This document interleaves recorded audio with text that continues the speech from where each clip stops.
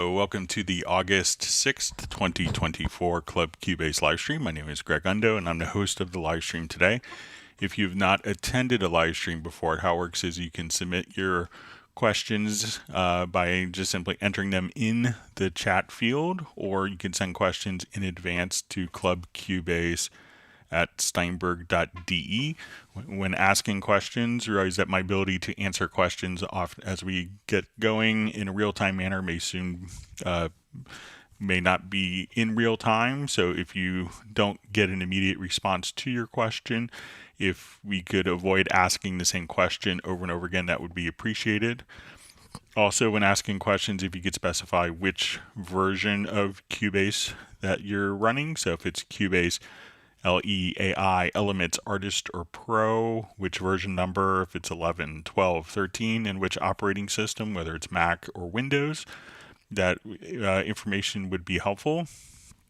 We should have an index of all the topics covered in today's live stream pinned to the top of the live in the comments field with timestamps a few hours after the live stream ends.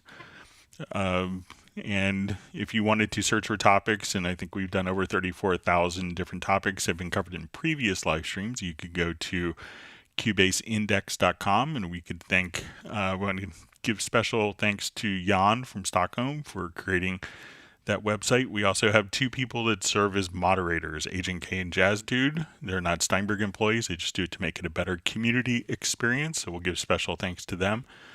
Also, we'll give special kudos to Jazz Dude for his work with the unofficial Cubase Nation Discord, which is a wonderful resource of information for Steinberg users.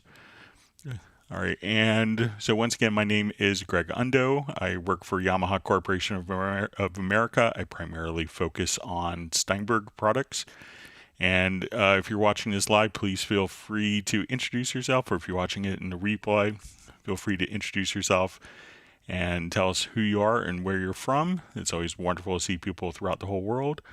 And with that, just one quick programming note. We won't have a stream 1 week from today. I just have a personal commitment that I have to do on Tuesday the 13th.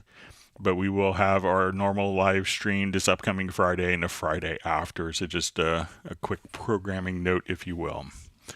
So with that, we will go ahead and begin. Okay, so we see from Mr. Morpheus joining us saying, hey everyone, and he has a question. Can you show me how to make a key command for clip gain? All right, so if we wanted to increase or decrease clip gain, we could do that. And it's actually just we're gonna find it under so we'll go to our edit menu to key commands, and I think it's going to be increment and decrement event volumes. So I'm just going to search for increment, and under audio we can say increment event volume. We could assign a key command for that, and if we choose conversely to decrement event volume, so now I could assign this, and I think I've already done this in my MIDI remote, where I'll switch this over, and I've assigned the increment and so we have increment event volume and decrement event volume that I've selected from key commands under audio. So we can see decrement and increment, and this will do it in values of 1 dB, louder or softer. So I will go ahead and just execute. So I'm going to hit, if you watch, I'll hit the buttons here, and then you can see the event volume increasing or decreasing right there. So you don't have to do anything. So it's a great, easy way of incrementing and decrementing your event volumes like so. And you could also, we could see the volume right here. So currently in our info line, we can see our event volume is 0 dB.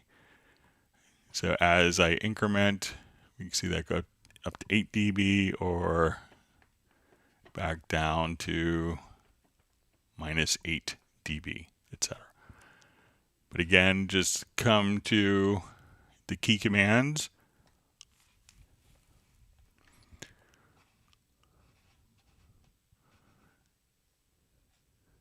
Again, we'll find it under audio, increment event volume. You could set a key command there, or decrement event volume.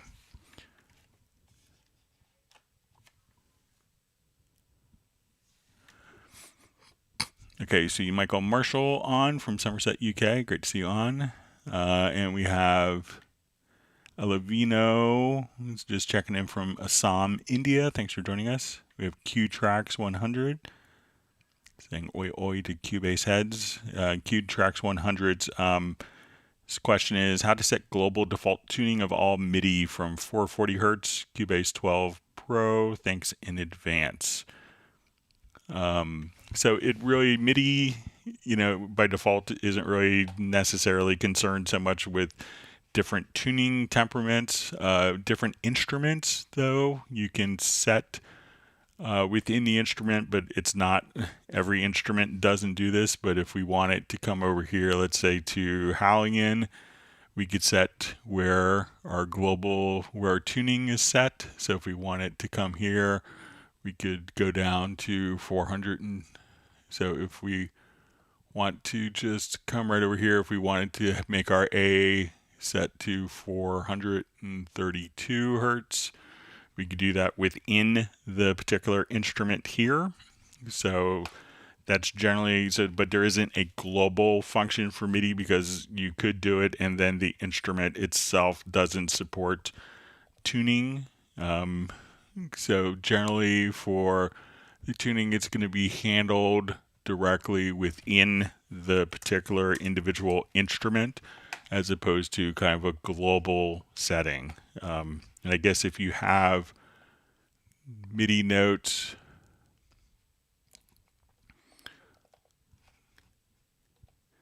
and some devices will respond to pitch bend, but depending upon what the value, and again, each instrument will have its own pitch bend values that could be independent. So one instrument may be one whole tone up, one whole tone down with pitch bend, or you may have it set to an octave. So, look, if you want it to be kind of handled properly, look to do it from within the instrument. So even if we come over here to retro log, we could come over here and I think we could set our bass tuning right here in retro log. So most of the Steinberg instruments will allow you to do that natively, but again, it's with MIDI, it's going to be a function of the device that's generating the tones, whether it's a software instrument or a hardware instrument.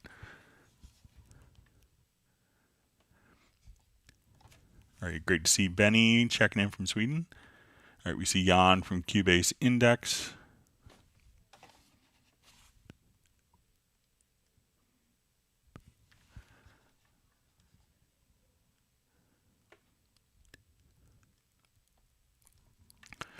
All right, and we see Benny's question is, hi Greg, got a lot of macros from you a while ago. How do I install them in my Cubase new computer? It's been a long time since I did that. All right, so if you have macros are going to be a function of the key commands. So when we have key commands set up here, so our macros are going to be part of our key command shortcut. So, and then we could just simply load up preferences of different key commands. So, and if we wanted to copy those particular files, what we could do is, I'll just come over here to my Finder, and this may be slightly different on Mac and PC, but I'm going to come over here to hold down my Alt or Option, or hold down my Option key on Mac, and then we could come over here and let's go to library, and then we could, from our library, we could find our preferences.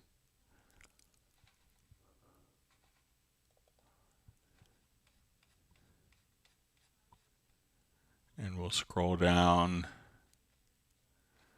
Cubase 13, and then we should see a presets folder.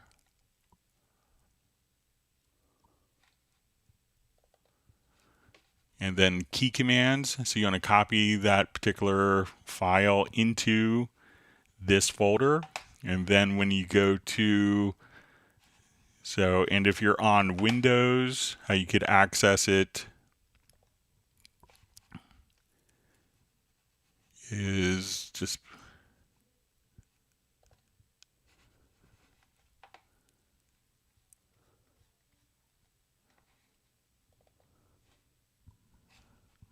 wrong screenshot. Let me just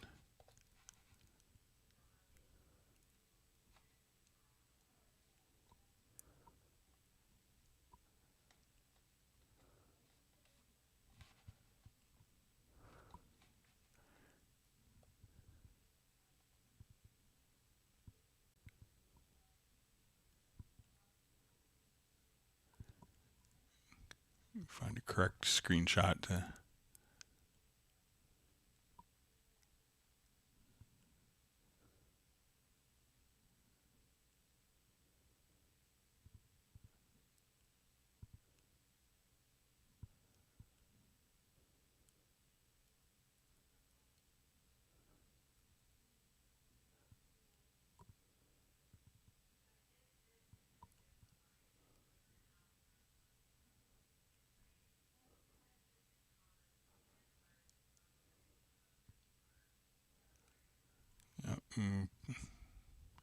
But if you go to the start menu, then you go to your Cubase, you should see an application data folder. I'm not seeing my screenshot I usually have for that. But then you just kind of look in your presets, copy the presets over, and then once those presets are copied over, you could, within Cubase now, go to your key commands.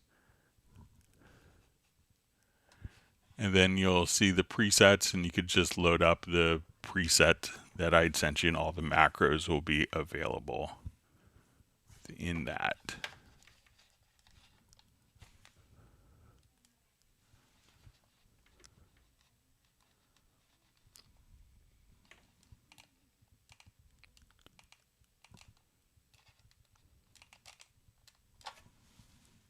Hang on 1 second. Skip.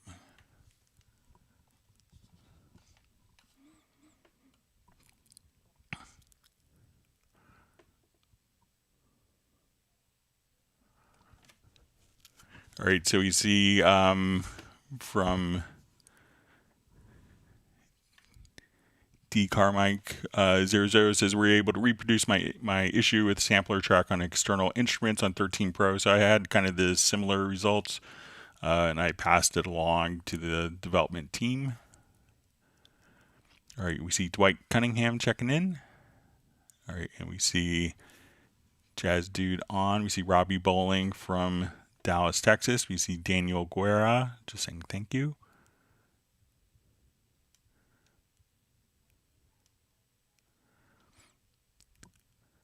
All right, so we see, hi Greg, question. What is the fastest way to add a VST instrument? Would it be possible to search VST in MediaBay in the future? Thanks. So I usually use the right zone MediaBay here. So let's say if we want to go to VST instruments, so if we wanted to collapse all, I could just say, okay, I want to come over here to synth, and then just double click. And, at this point, we could go through all of our particular presets that we have. So I can navigate to presets, double click, and that will load the preset with the instrument and name the track based on the preset. If you want to just drag over a instrument as well, you could do that straight from your MediaBay. So just when we kind of go to our home area, you could just go to VST instruments, and say, okay, I want a pad shop, drag it over. If you wanted to search for presets within an instrument, we could now just double click, and then find a preset, double click on that, and again, that loads the instrument and automatically names the track from the preset name for you. So if you want to simply drag your different VST instruments, so you can say, okay, I want backbone, just drag it over, and that will load the instrument for you. So you can do it from MediaBay already. Let me know if that makes sense for you.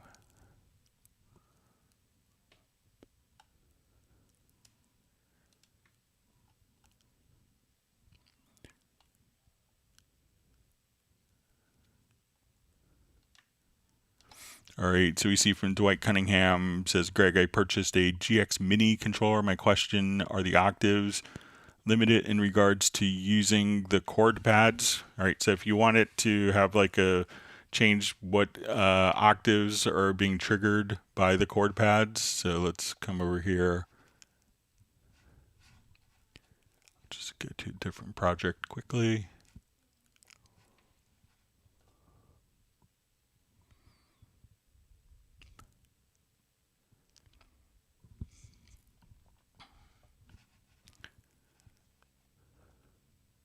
Okay, so I'm going to go to the chord pads here, and now if I want to just turn this.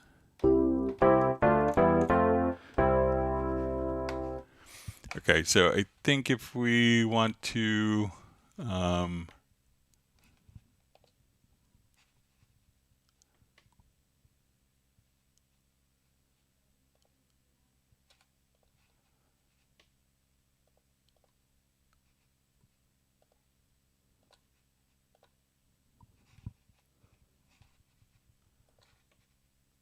just find the. Okay, so if we click just kind of right over here, so we'll see just kind of like this little setup in the far right window, or like where we see this little MIDI icon.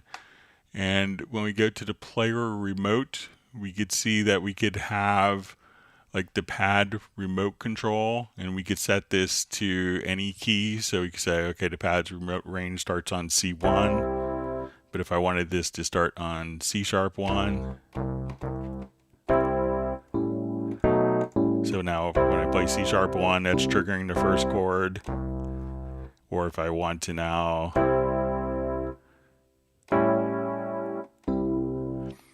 so just whatever octave you need for it to start with, again, go to the upper right hand corner here, click on this little icon that has like almost like a 5-pin DIN MIDI cable, go to the pad remote control, and then you could just simply come right over here and choose which key or which octave starts the chord pads playing.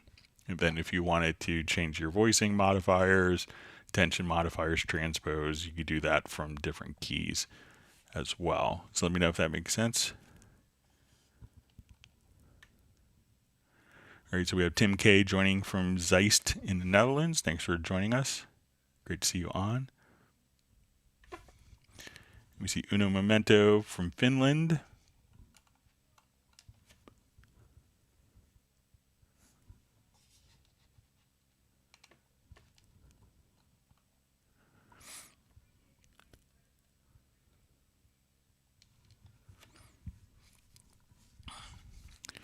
All right, so we see a question. What is the difference between chords and scales and chords modes in the scale assistant? Okay, so let's take a quick look.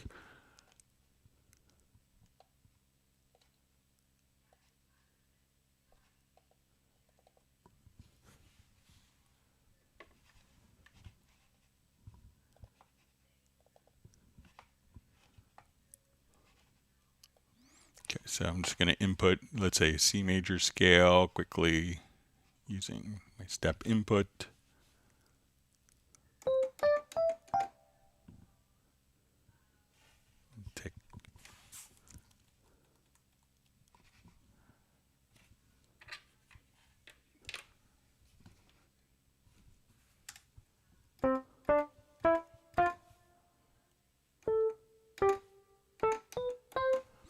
Okay, so let's say we have this, and we'll go to our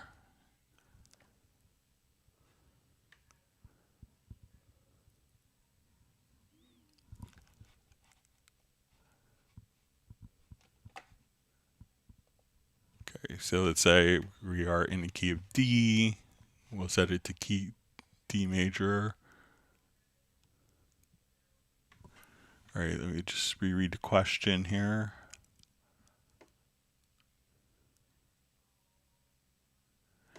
Okay, so we see what is the difference between chords and scales and chords modes in the scale assistant. So I think what it's going to do is, like, if we are in, let's say if we have a chord track,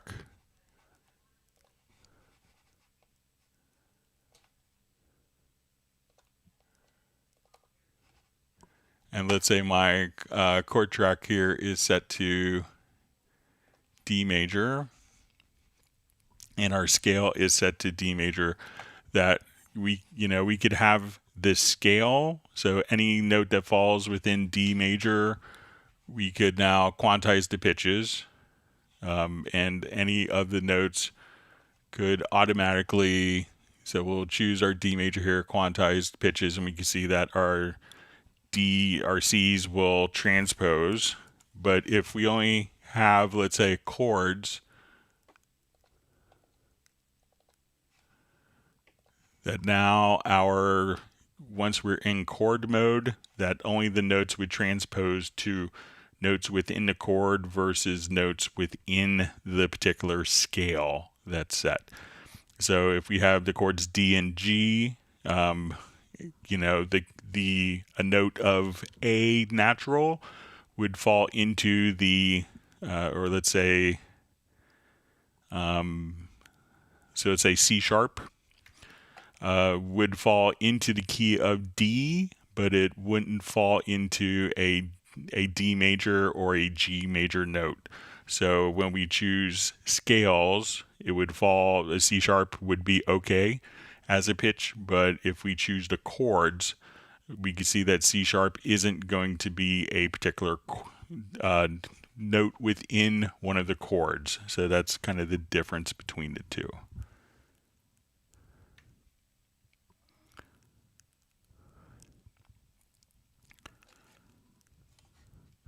All right, so we see Millard Brown checking in from Pennsylvania. And we have On Beyond checking in from Croatia. Thanks for joining us today.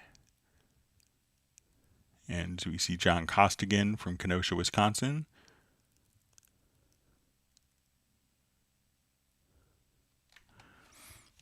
All right, so we see Zounds by Timo just says white lines would show up in Cubase 12 when a selected track was clicked on. All right, so now we could, I'll just open up Cubase 12 here quickly.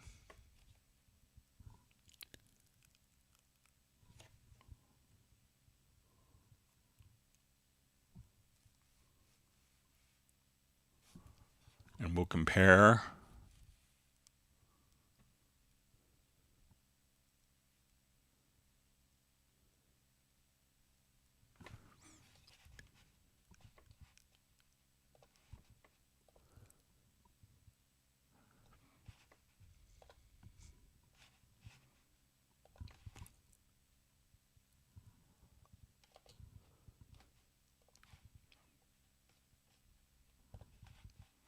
All right, so now as we see, the track kind of turns white, and this is in Cubase 12.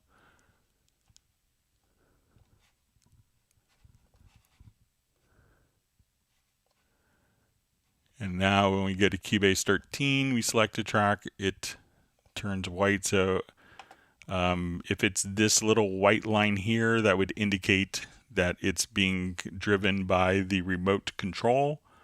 So you could, but it looks like when I select a track here in Cubase 13 or in Cubase 12, that the behavior is pretty similar. So let me know if you're seeing something differently on your end, but it looks to be almost identical. You could adjust inside of Cubase 12, we could adjust the amount, or inside of Cubase 13, you could, if you go to preferences, we could come over here and let's go to track and mix console channel colors. You could set the selection brightness. So if you wanted to have the track be very bright when it's selected or a bit more demure or understated, we could have that adjusted right there. But I think it's pretty similar between the two programs. So, but maybe again, go to your preferences, track and mix console, track under user interface, track and mix console channel colors, and maybe if you want to just increase the selection brightness, you could see it right there.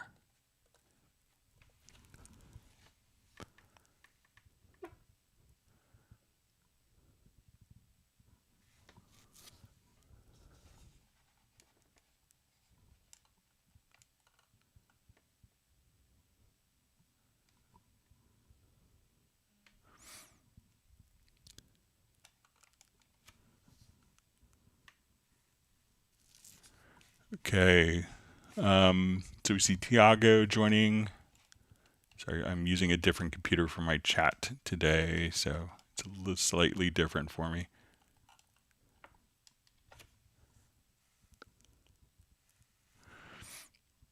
Okay, so we see Michael Teens on. We also see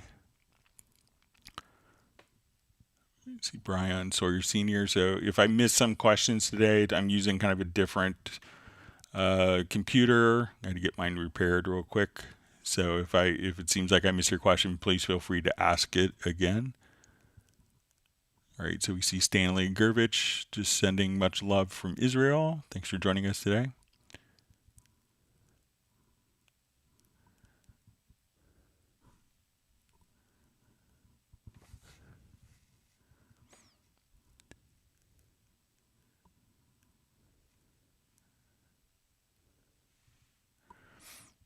All right, so we see Michael Teams just says, howdy Greg, I have a click on one track, not sure what generated it, but need to get rid of it. What do I do? Thanks, Greg. So let me know if the actual, if it is, the click track is recorded in an audio file. So if it's in an audio file, you could use, like spectral layers to get rid of the click. So if we come over, let's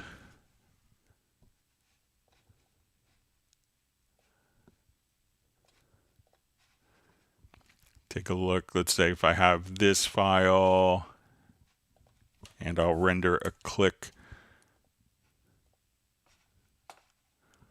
track.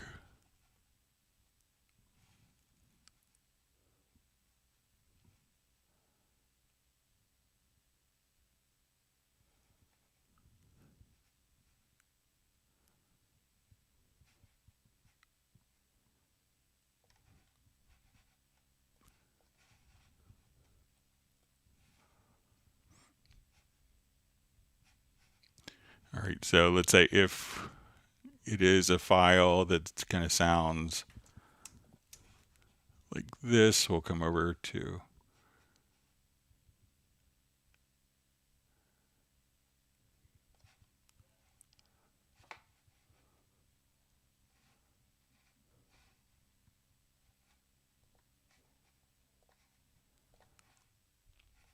where when we listen to the audio file, it's going to be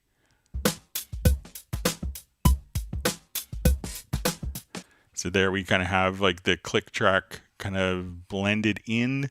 So if it is recorded, sometimes people will record a click track when a click track was in the headphones and they have a condenser microphone and then the headphones is bleeding in.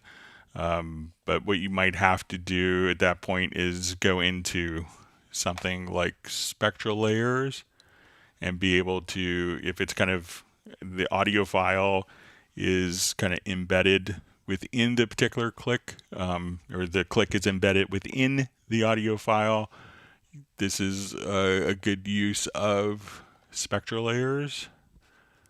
So now what you could do is basically double click on the file, and then you could come over here, find the click areas where the click track is, and be able to kind of just get rid of that. So let me know if it was, perhaps bleed, like headphone bleed, that is kind of making the difference for you with that.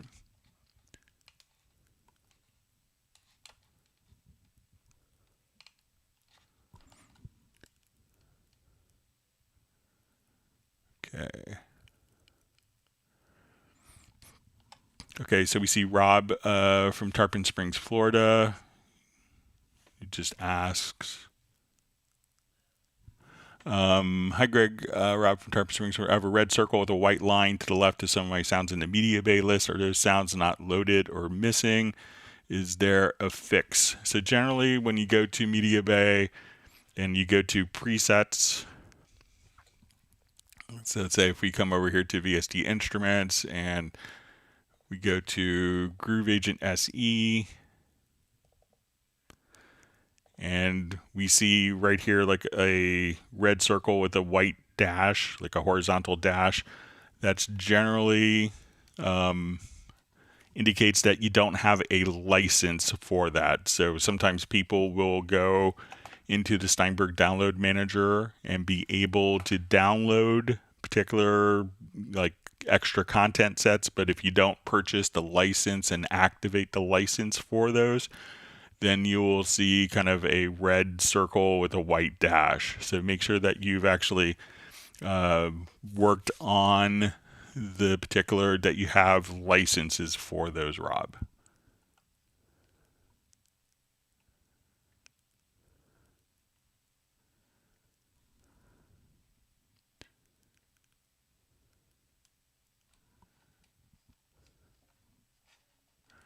Okay, so we see from On Beyond says, I have an issue with my status lines. Some of my choices are checked in grade, but not showing. Any thoughts on that? Cubase 13 Pro, latest version. All right, so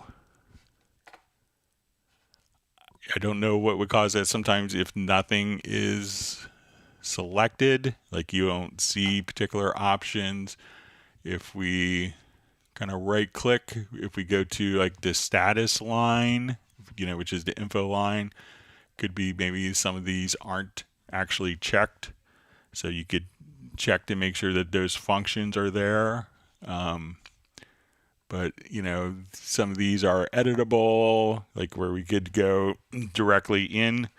But if you're not seeing particular functions, but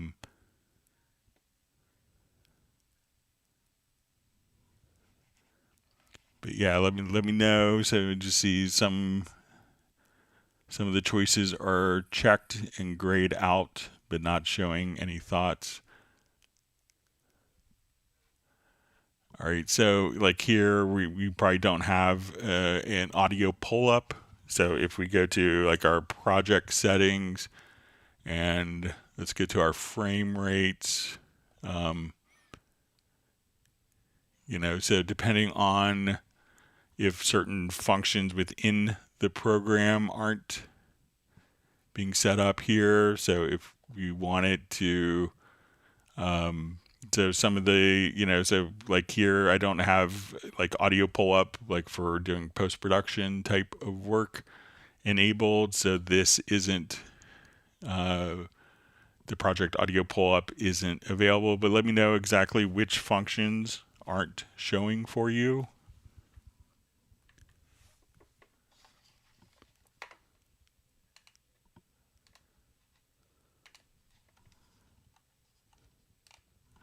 Sorry, I'm going to try to, my chat I don't think is working as it normally does, so apologize.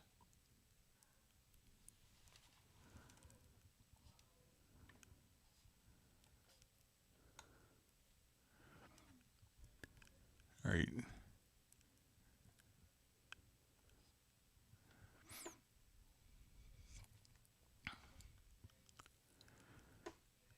All right, so we see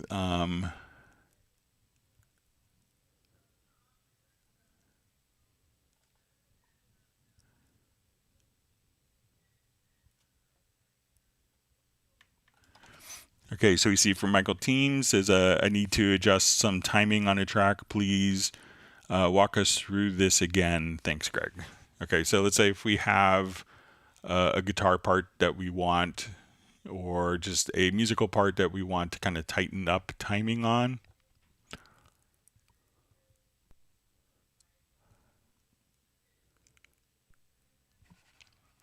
So let's say if we're listening to, let's say I want to take the drums and the bass here.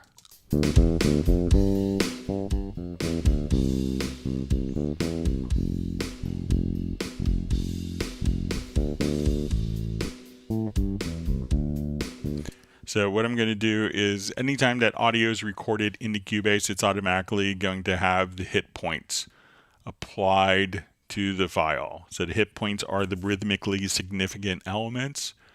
So what I could do now is just come over and go to real-time processing. So we could take these hit points and convert them into warp markers. So we could do it two different ways. So we could take, if we wanted to edit the hit points, when we go into our sample editor and we choose hit points, at this point we could just kind of adjust our threshold. So say, okay, maybe I want this, and we also want to adjust the intensity, so we kind of want like the start of different notes. And so now I kind of have the hit points aligned to the bass notes, and now I'm going to create warp markers. Now we're going to switch to our warp tool and select free warp. And as we do this, and if you don't see kind of the yellow warp markers, it could be just that your zoom factor is set so that it doesn't actually, you might have to kind of zoom in a little more. Now that we have these warp markers, we could come over here and just adjust. And if we have snap turned on, we could and we recorded something to the grid, we could say, okay, this note was a little late. I can move that note. And a lot of times people may just come over here and do one warp marker. And what you want to do when you're utilizing warp markers, let me clear my throat, is when using warp markers, I will just get rid of the warp markers here. So if you wanted to put a warp marker in, let's say for this point, if we move, I'll just drag a new file in just to show this.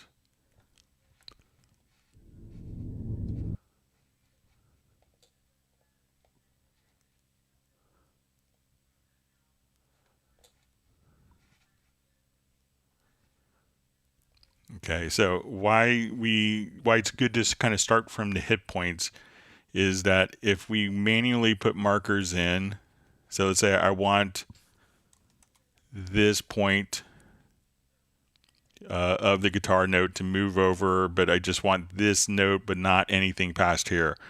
So what you do is to kind of move the notes, you'll see kind of the yellow line turn to white when the left arrow is pointing to it, and then you could move the notes. Now, if we don't have a warp marker after, what it's going to do is automatically move the rest of the file over, and that's probably not what you want to do. So if you put a warp marker after, now we could move this file without affecting from this warp marker on. So often what I do is just come over here, take the warp markers, and once we have those set, now you could just move the particular areas right here and have it snap directly to the grid. So again, when you see it turn white, that means that's the warp marker. Now you could just kind of slip that to improve the timing overall for you. So let me know if that's helpful for you, Michael. All right, we have Shiesty checking in from South Africa. Thanks for joining us.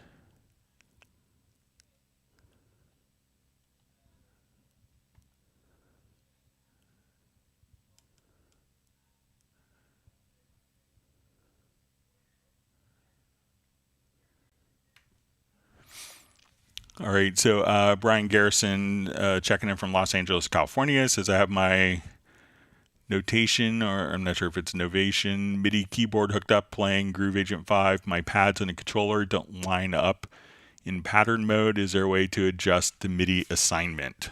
So all you have to do, so realize that, you know, when we're working with Groove Agent, we could have, like, we can see that this note is basically triggering C1, C sharp 1, D1, all the way through D sharp 2.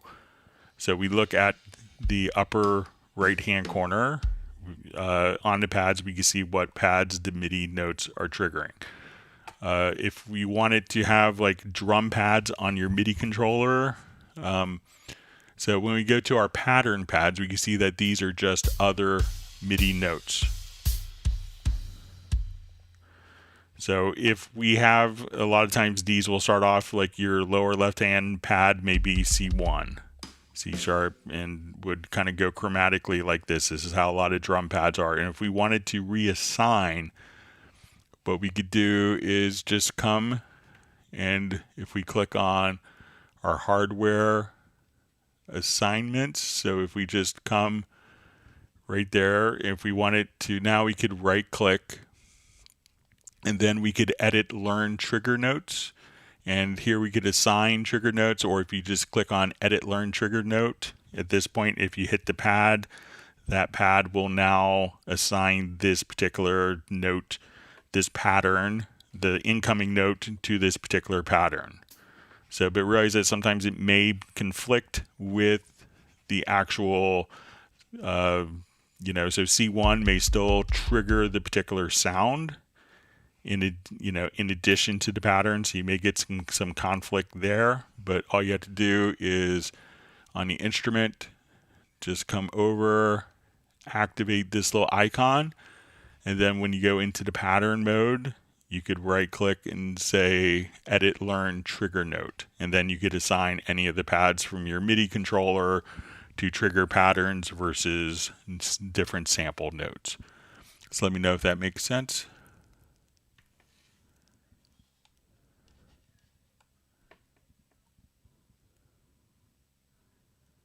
See, Michael Teams just saying yes, it was headphone bleed. Yeah, so probably the best thing to do is kind of utilize spectral layers. It may take you a while if you have spectral layers to kind of get rid of that.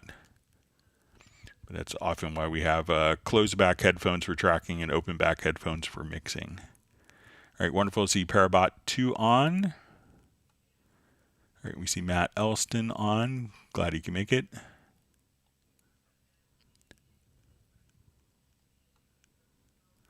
All right, so we have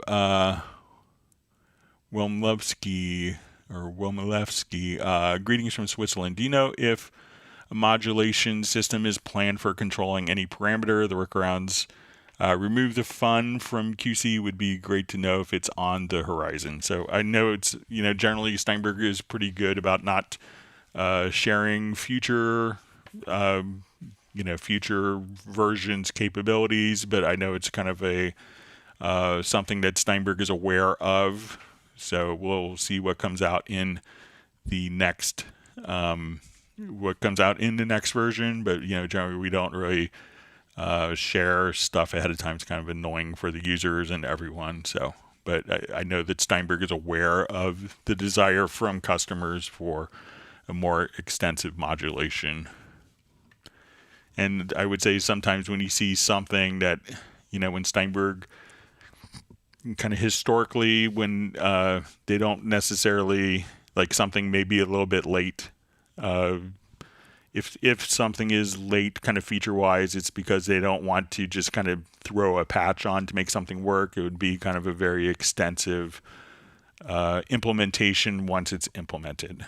So we'll see what comes in the future. All right, so Gerald Ely just says, love that bass tone on Audio Quantize 12. Was that you, Greg? So yeah, I think this is me. I'll tell you what the bass is. I'll listen to it quickly here. It's probably my Warwick. I usually record with Warwick basses, but we'll go ahead and I'll just listen to it here.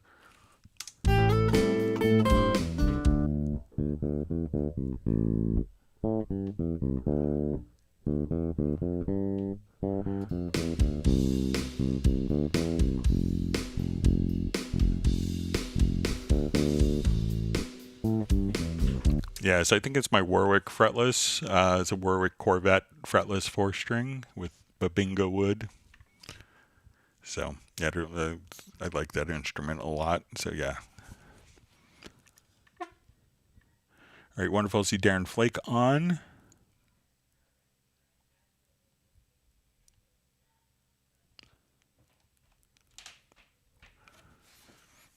All right, so we see from Bassbox Ben, hello, the defined tempo of a sample in the sampler track seems wrong. It doesn't match the audio pool info. I'm unable to edit it. Also, can bars and beats be default ruler for the sampler track? All right, so let's take a look. It's going to take a kind of a known loop here with tempo.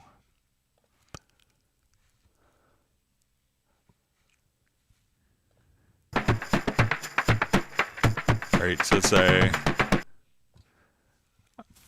here, I'll just go straight to sampler track. So let's say I will go to my sampler control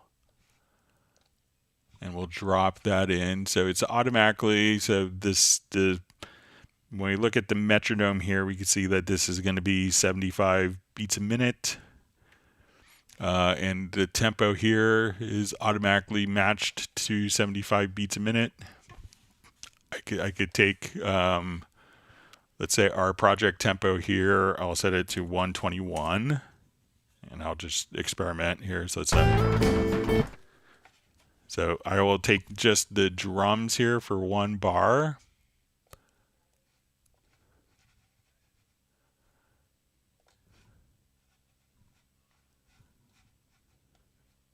And I'll render in place this file. So, and we should see the tempo of 121 beats a minute.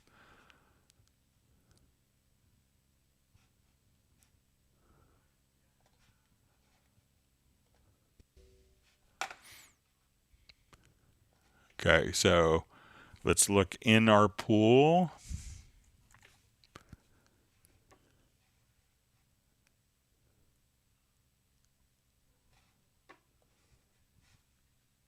Oh, wait, let me just re-render that. I'll change the tempo here, sorry.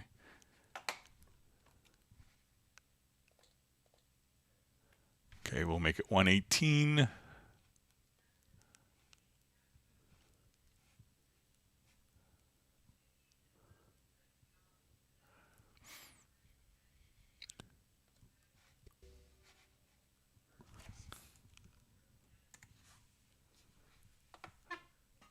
Okay, so we see that this file now is 118 beats a minute for the tempo stamp. I'm going to drag this into the sampler track, and we can see that the tempo seems to be the same for that.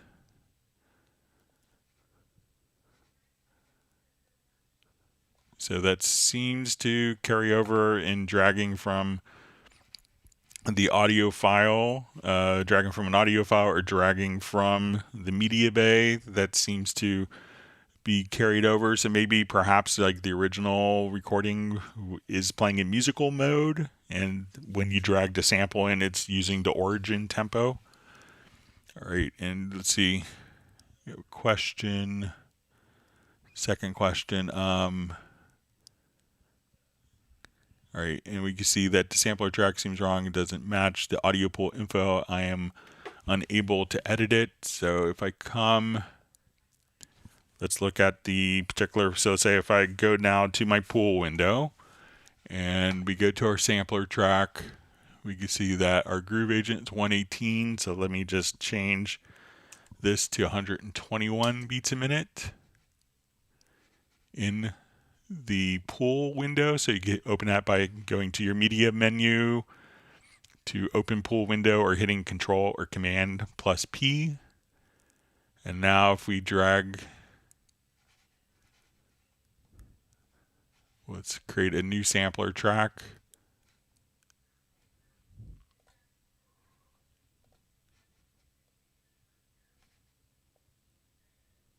looks like it's still kind of the original origin tempo because it's kind of embedded in. So, but it looks like that it seems to be working as expected. So we see also in our question, can bars and beats be the default ruler for the sampler track? Okay, so currently we have this set to bars and beats. Let's see if I set this to seconds here.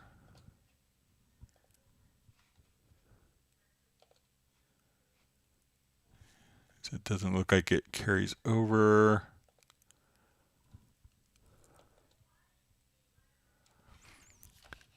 So I don't know a way to make it the default. And I don't think that there's any preferences, but I'll take a quick look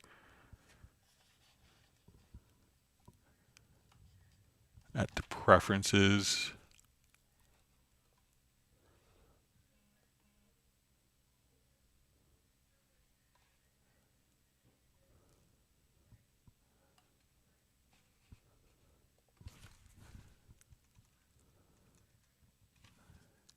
Yeah, I don't know of any preferences that can make bars and beats. I think you might have to, or from bars and beats to seconds, you might just have to right click there. But I'll play around with it some more and see if we could, if I have an answer, I could show it on Friday's live stream.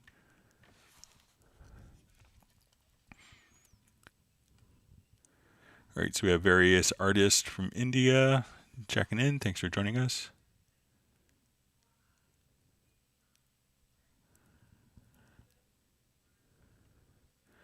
Okay, so we see, says Greg, thanks. I purchased Absolute 6 yesterday. Happy question. What's your best inspiration about working with the big pack? Really interesting. You know, so what I like about Absolute 6, and Absolute 6 is kind of a collection of virtual instruments, including the Grand, Hallian Symphonic Orchestra, various synthesizers, backbone, kind of a whole collection. You know, I think Hallian is such a wonderful creative tool for making your own sounds. But, you know, I love having kind of the bread and butter sounds of the Grand, knowing that you just have like, you know, 4 amazing piano samples that work really well that, you know, also, you know, just kind of the breadth of instruments. So like when you go to a Hallian, you know, just kind of starting off, instead of just being a sampler or being a synthesizer, you know, when you start with Hallian, you know, it's kind of like everything you'd want in a particular instrument. So some things may be more synthesizer based, some may be more sample based, you know, but here we can say, okay, I want virtual analog, I want wavetable synthesis, I want spectral synthesis, I want FM synth, I want a sample-based instrument. I want granular, you know, a grain synth. I want an organ oscillator. But you could, you know, just come over here and make a sound that's a combination of all of these. So I think kind of the creative possibilities are really endless. So, and, you know, I growing up in the 80s, just having like the FM lab as part of Hallian is, you know, just great. Be able to have that and not have to fire up an old tone module for that.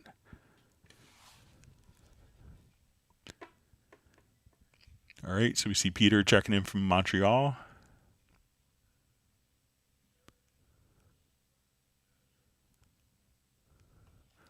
All right, so we also see who also is the owner of Absolute. Your thoughts, how often you use this one? So yeah, I guess, you know, the owner is Steinberg. Steinberg did all the creation for it, so it's all developed in-house, but let me know if I'm misunderstanding your question.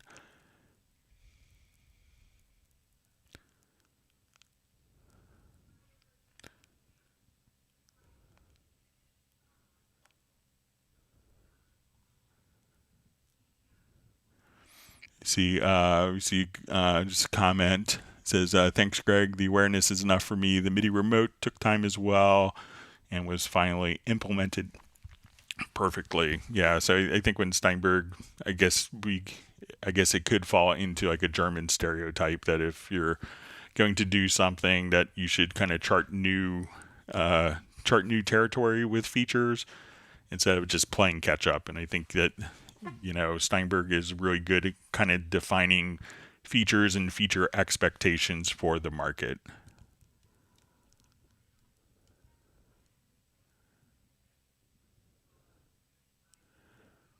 See, Gerald Ely says that Warwick sounds great. Thanks, Greg. Yeah, I've always been super happy with it. So,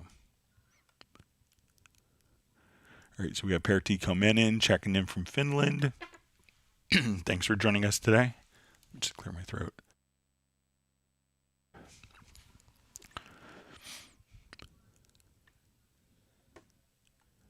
Right, we have Mr. Morpheus says, thanks, Greg, for everything. And Gerald Ely wants to whack the like button.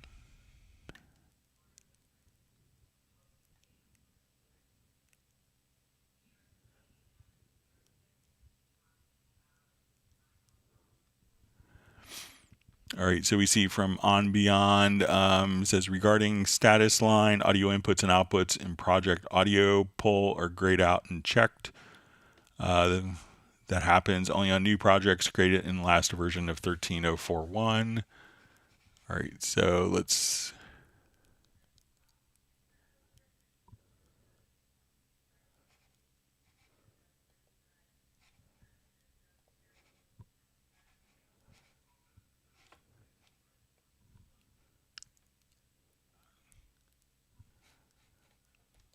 All right, so let's say I'll just do a new project.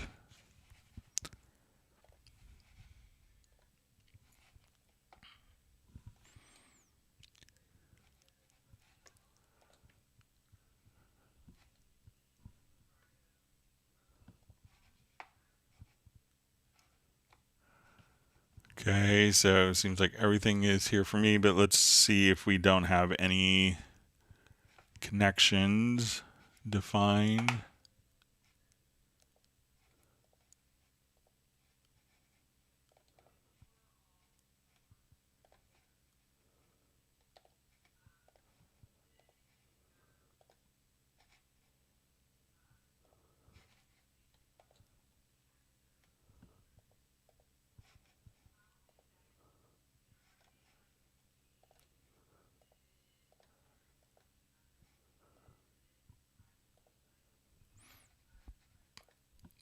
Yeah, so when I do this, so I can't, it seems like everything here is active. Let me just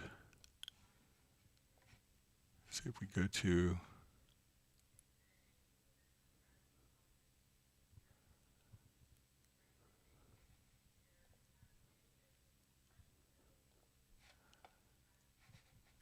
yeah, so if we do our audio, so here we have the pull up disabled, and that's not what's showing up. So let me know if you have, your inputs and outputs activated.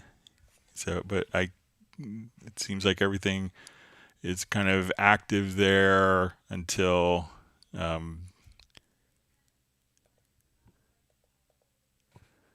unless that particular function of the program isn't active.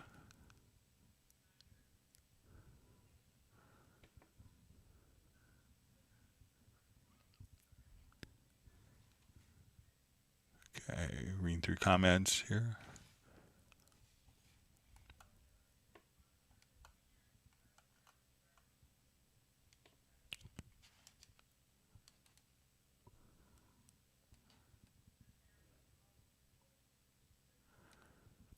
All right, it says when I open older projects created with version 13.03, I don't have that issue.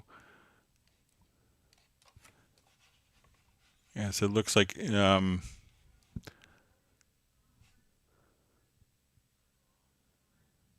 just find an older project.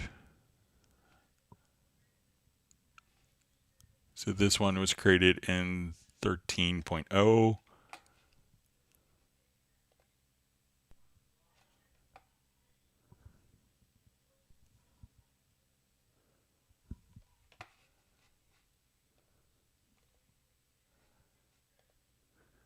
Yeah, so it all looks, and I see also On Beyond says they've also tried reinstalling but no luck. So try starting the program and hold down like Alt Control Shift or Command Option Shift. So start the program, and then you'll hold down Alt Control Shift if you're on Windows, or Command Option Shift if you're on Mac. So as soon as you come here, hold those keys down, and then try to disable the program preferences, and then see if you have the same behavior. So maybe it's corrupted preferences of some sort.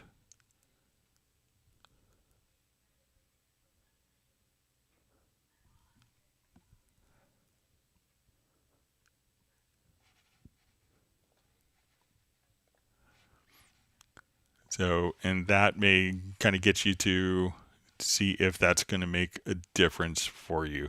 So check just to make sure, again, Command Option Shift if you're on Mac OS, or Alt Control Shift if you're on Windows, and just right after you start the program, and then you'll be able to go into Safe Start mode and see if you have the same behavior with that.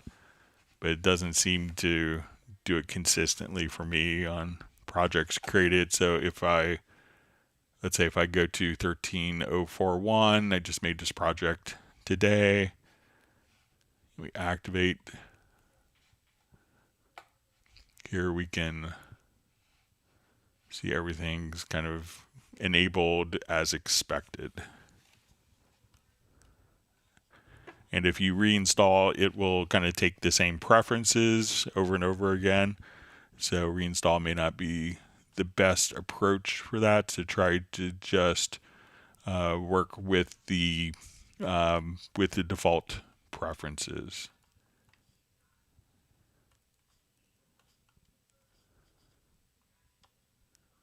All right, anyway, so we're just scrolling back since I kind of had a different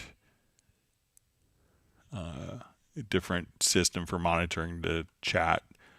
Make sure I didn't miss any other earlier questions.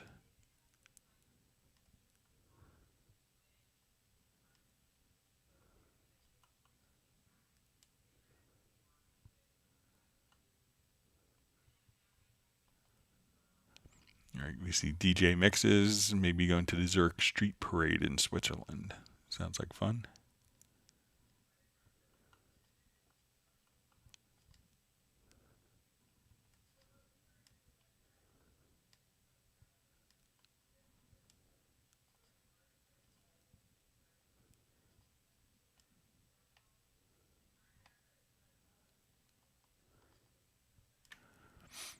All right, and we see from On Beyond says all my inputs and outputs are activated, and control room also. So let me know if those aren't showing up. Let me just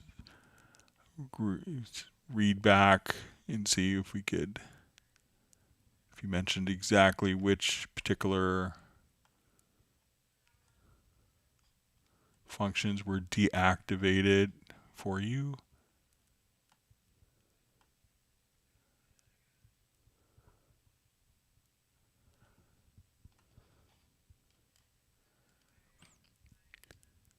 All right, so you just see some of them were deactivated.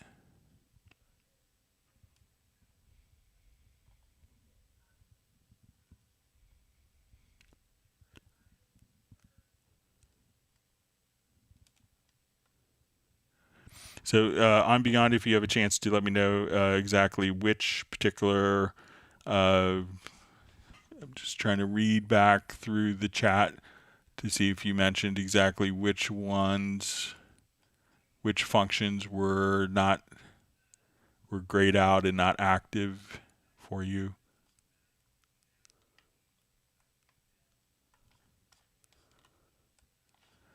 All right, so I know we had a couple questions that were mailed in. Let me get to some of those. All right, so we had a question that was sent in: how to get rid of doubled MIDI notes that are recorded from a MIDI controller.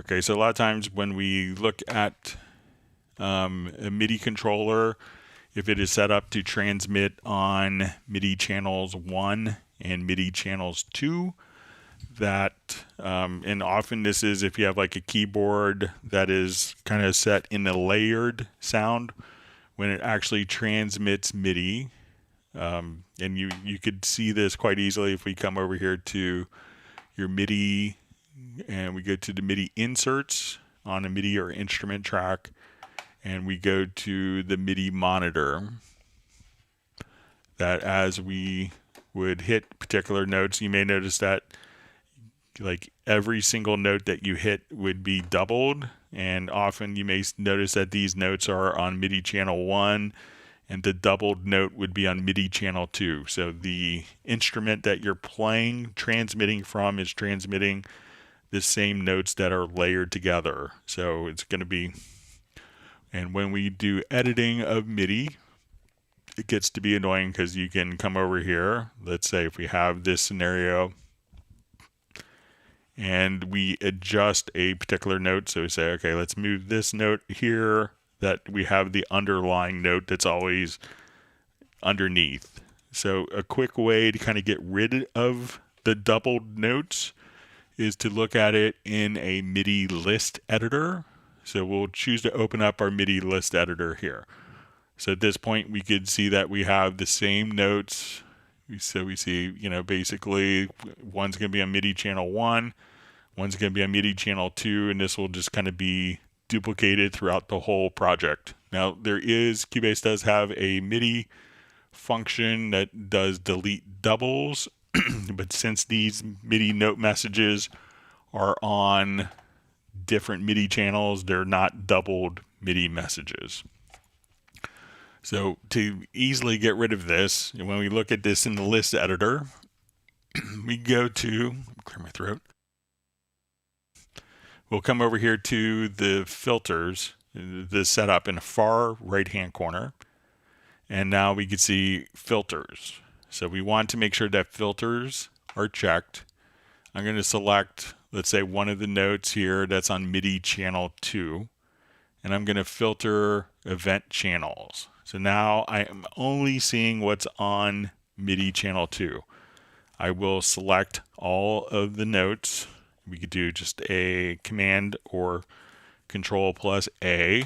And now when I delete those notes by hitting the delete key, we will shut off our filters and say no focus. And now we only have the notes that were on MIDI channel 1. So when we move a note, I don't have an underlying note that was doubled. So to prevent this, another thing that we could do is, and this is new in 13, when we go to our inputs, we could just come over here and only have MIDI channel 1 or MIDI channel 2 or whatever MIDI channel you want for the particular input. So we could filter out the channels here. The more traditional way of doing it in previous versions of Cubase, if you have 12 and earlier, if you go to the inspect to the what we call the input transformer, which is, you'll see this little kind of squiggly line. We could go to our track, and then we could go to our panel, and if we wanted to filter out all notes except for one particular channel, we can now come over here, choose a preset, and there's factory presets for channel filtering, and we can say let's pass MIDI channel 1 only. So if we have this on as we record MIDI information, it's going to filter out MIDI channels that aren't on channel 1. But when you get to the point where you're actually choosing to do the editing when it's already happened, probably the list editor, which is kind of more of a microscopic view. We go to the list editor here, just select the channel, make sure you have the focus checked, and then do a focus by select one of the channels, an event that's on one of the channels, and then you could just simply come over and adjust the channel focus and then select all and delete. and that would get rid of your doubled notes for you.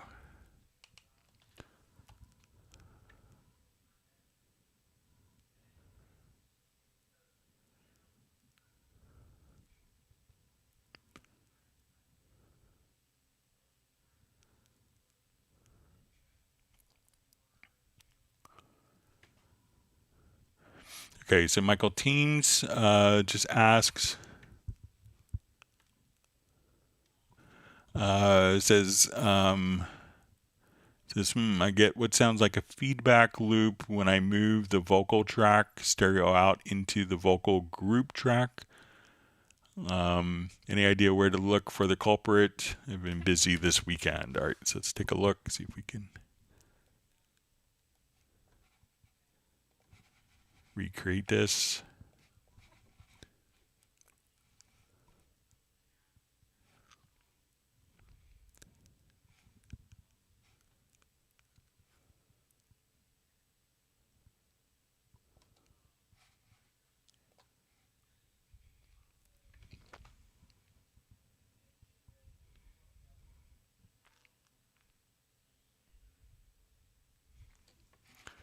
Okay, so say we have, okay, so you get what sounds like a feedback loop when I move the vocal track stereo out into the vocal group track. All right, so let's say we have our vocal here, and now this is going out to stereo out. I'm going to create a group track.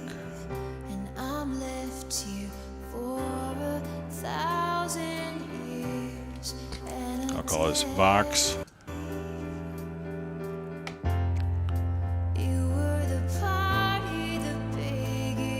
Alright, so I'm going to send this to my Vox group. Alright,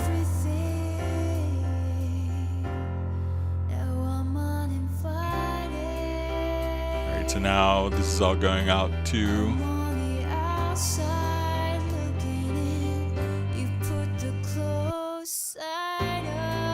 so there's our Vox group.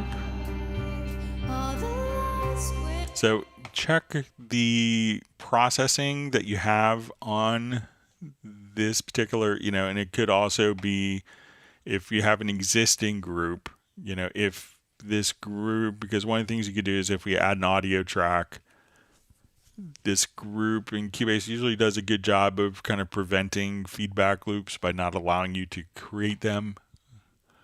But so let's say if this group is set as the audio input for the vocal track, let's see if it probably won't even allow us to do that. Yeah. But, check the processing path, because maybe if we come over here, we could set this input for this particular track from our Vox group. And, maybe this group, check, open up the group track itself and see, if it's feeding other, other routing, or if it's feeding another track and that track has processing. So if we come over here and I take this particular track and we want the Vox as the input, and let's say, on this particular track or on the group track itself, that, let's say I have something horrible set up, like an amp simulator, like while we do this.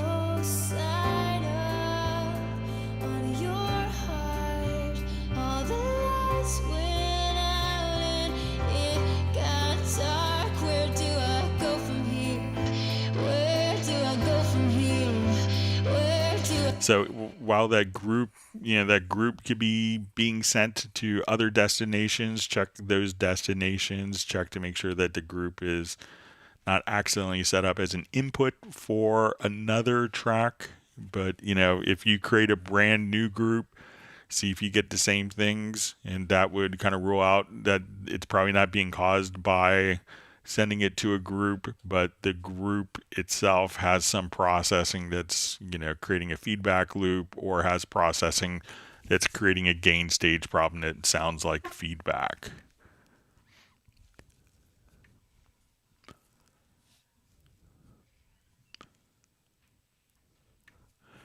All right, so we see from David who asks, hi Greg, when dragging a media file into the project zone, it automatically goes to the bottom of the tracks. Is there a setting to add it to the selected position? Okay, so let's go take a look.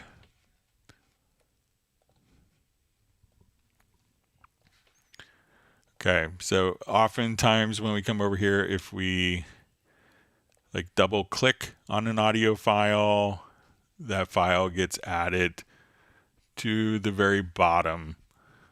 But if we wanted a file to go to a particular track, we could drag that particular loop to different tracks. If I wanted to create a new track, drag it over, and then we could just drag it to the track where you see the green line, and then that will be inputted at the play position. So if I want to put this at the very beginning, if I move my play position to the top of the project and I say, okay, I want it below the piano part, that we could just drag, but just double clicking will add that event to the very bottom. But if we wanted to drag it to a particular location, just use kind of the green lines, and then you could drag it to wherever you want, just like that. So let me know if that makes sense for you.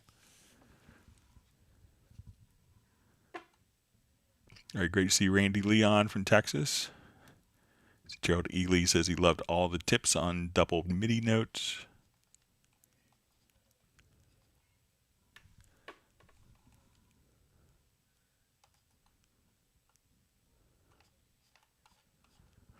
All right, so we had another question that was mailed in. Let me just go ahead and revert this particular project.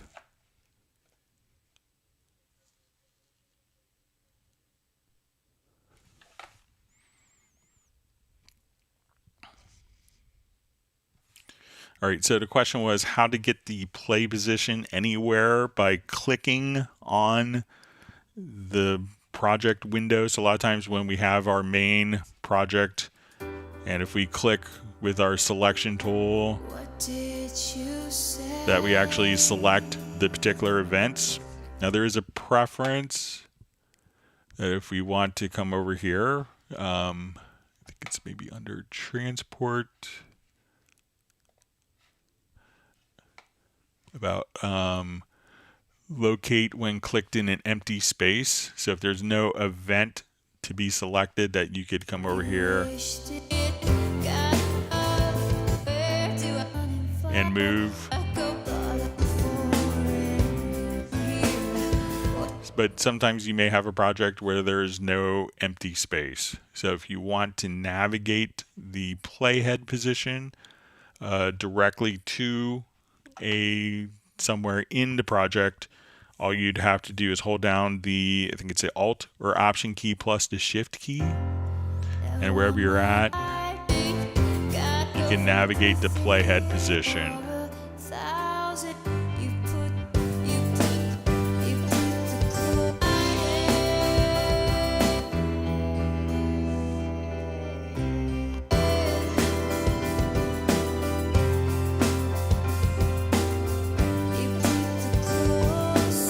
So again, the Alt or Option plus the Shift key and click anywhere, and then the playhead won't select events. It will just move the playhead position so you could place it anywhere you want in the project window.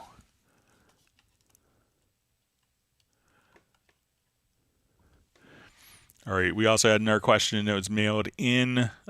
How come I can see the automation, but Cubase won't allow me to edit or change automation? All right, so there is a mode where we could see automation data. So let's say if we have automation points here on our vocal, and if we wanted to edit automation, that we could select a range of automation. So I'll grab my range tool, and then we could edit. But if you see that ability not really, where you can't really edit those things. It could be that we have this little function here of suspend all read and write automation. So if you see this A up here in the automation section illuminated, now when we go to edit automation, we can't really edit automation because the automation, we could draw it in, but none of the automation changes that we see here will actually take effect. So even though we have read automation turned on, and we watch our fader is not going to change with the automation. And if we disable this A here, now our fader is going to be adjusting with the automation as expected. But if this A is turned on, it's going to bypass kind of writing and reading of automation and not allow you. And we see when we see kind of two lines, we have kind of the static value here. And when we see our automation kind of hidden underneath, so it's probably a good chance that you've accidentally hit disable or suspend reading and writing of automation globally in the project.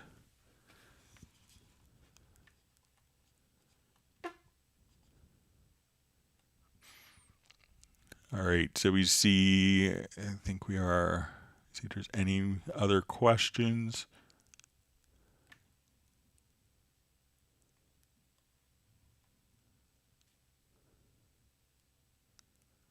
So we see Gerald Ely says, loved all the tips on doubled MIDI notes. Yeah, it happens a lot.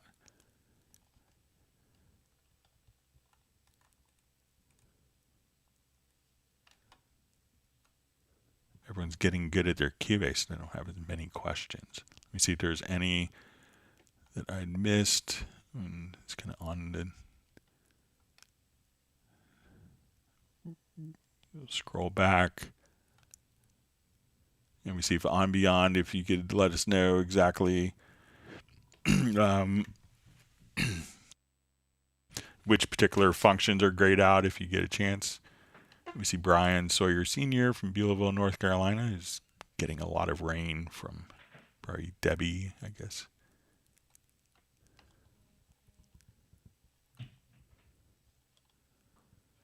Okay, we'll see if there's other questions that kind of come in.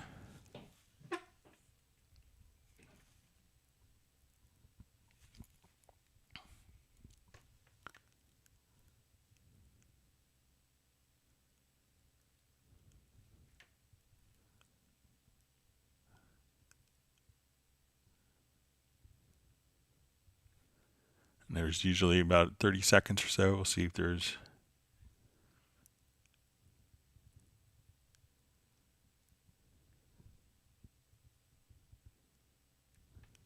other questions.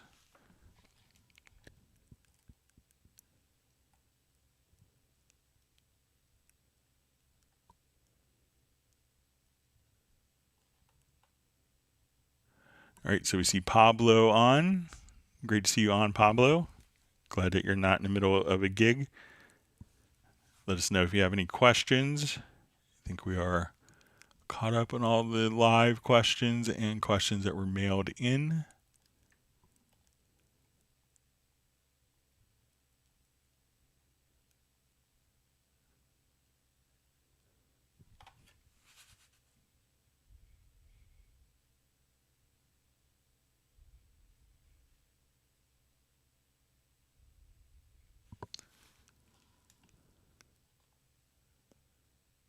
See Pablo's checking in from the tour bus.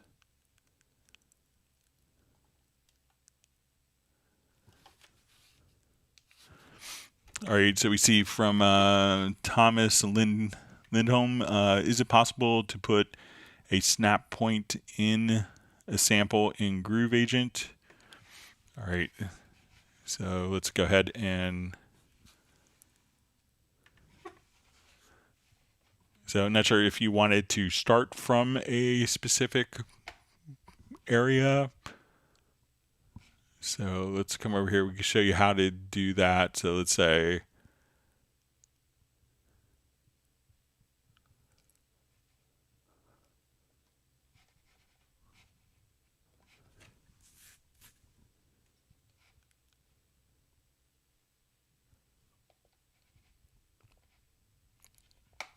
All right, so let's come over.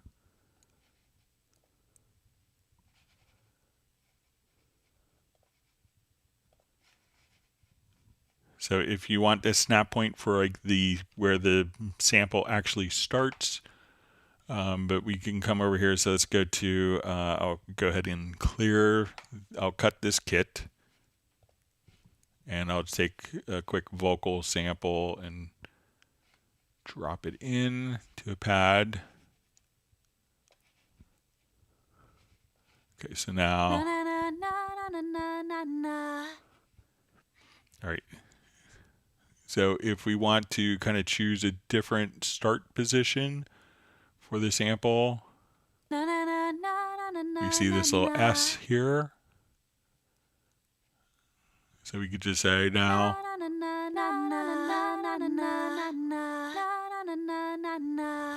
So that's, but when, you know, snap point, if you're not familiar with it, it would allow us to, like when we're doing audio editing, that we could choose a snap position here in the file. So this little S. And as we move this snap position here, so say that as we do our editing, instead of the snap being directly at the beginning of the clip, that when we come over, let's say we'll set our snap to beat. So now we use this snap point for the actual grid placement instead of the beginning of the event. So as we come over here, we could just not have the beginning of the snap point, but a snap point in the middle. But often, let's say, let me know if you want what you want the snap point for, if you wanted to just trigger where the sample starts. But here you could just move the little S. So while it's not a snap point because we're not actually snapping to a particular grid here, but we could choose a different start point just by dragging this particular line over as we, and conversely, I could just end the sample. So I only want to use this portion of the audio file. So we could just kind of work with different events just kind of like that. So let me know if that's what you want to do or if you want a snap point for a different function.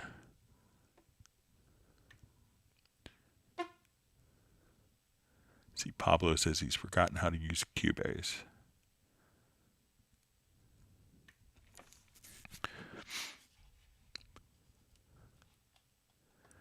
All right, so we see Gerald Ely just asks a question: can you make and save your own patterns for the chord pads?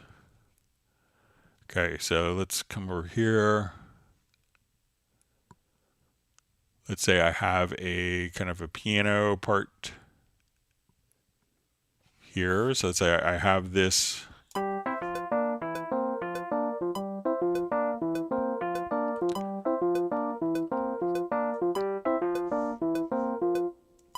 Okay, so let's say I have MIDI data on my project. I'm going to go to the chord pads. And let's come over here. Let's select pattern. And now what I want to do is just to drag this event, and we'll drag it to the pattern. So now as we would come over, let's select.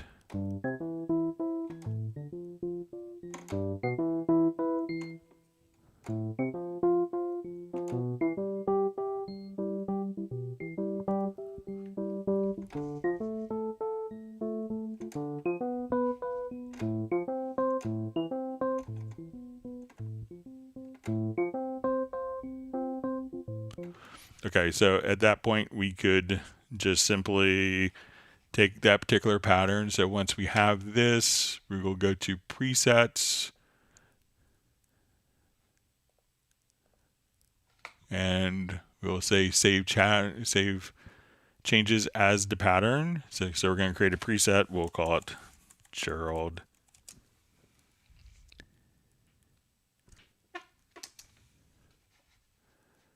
So now when we come over here to our patterns, we could just see under user presets, we could just see that we could have Gerald's preset recalled for us. So you could just take any particular pattern and drag it. Once we're in pattern mode, just drag it right to the pattern area, and then at that point it will automatically create the pattern. You could use that.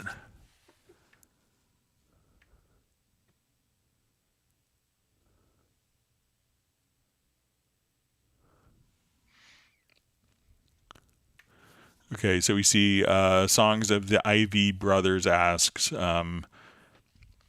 says, "Hi Greg, I mistakenly loaded Halligan sounds I had no license for. I removed it in Steinberg library, but I still get the red circles with the minus sign inside. Cubase Artist 11. Okay, so basically, so it could be that maybe. So again, when you go to your library, if you see content and preset sounds, so say we go to your VST instruments and you go to a particular library, and if you see a red circle with a white line, that just means that you don't have the license for it. So what I would do is, if you look here in the library manager, you'll probably see that within one particular library, all of them, if you go like library by library, you could find out which ones, it should all be, within a particular library. You could find out exactly which ones are licensed or not licensed pretty easily just by coming over here and saying, okay, if I see if I see just the red circle, that means that this particular library is not licensed. So if we go to your Steinberg library manager,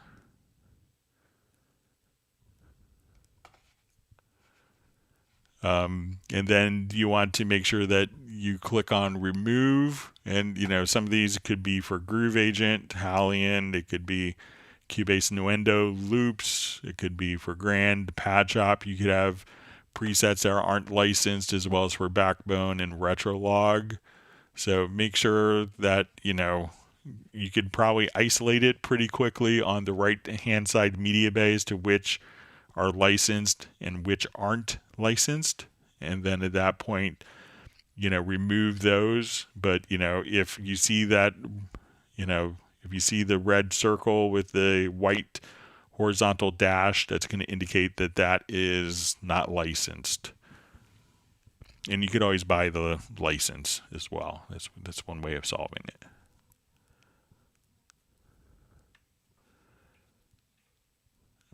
All right, so we see Thomas just says, yes, I want the snap function in Groove Agent. So, as I'm thinking about it, we would go, okay, I have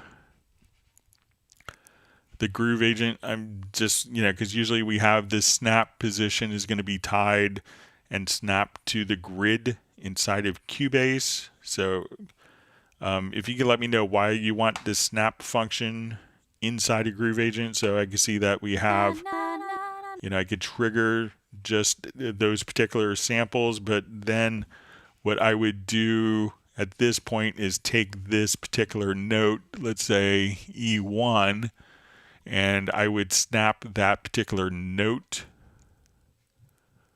So when we come over here to this particular kit now, so we say, okay, I go to E1,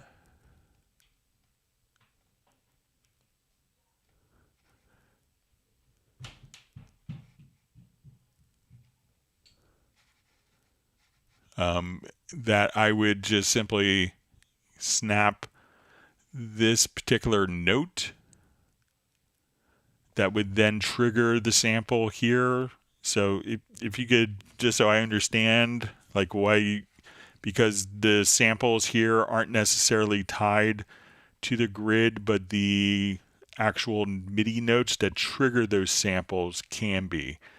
So let me know, if you need a particular, if you could explain to me why you want the snap value inside of Groove Agent as opposed to snapping to the grid of the project itself, because these samples are kind of independent of the grid, and these particular and the notes that trigger them can be placed on or off the grid as you see fit.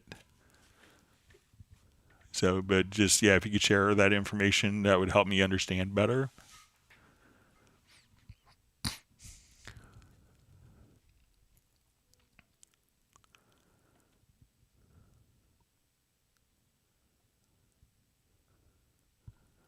Yeah, so we also see for Thomas said not the start point, but the snap point. Like, do you want the snap point to be related to like the MIDI note on message or note off message? So if you could share that information, Thomas, that'd be appreciative. All right, wonderful to see Best Korean Jesus on from San Diego.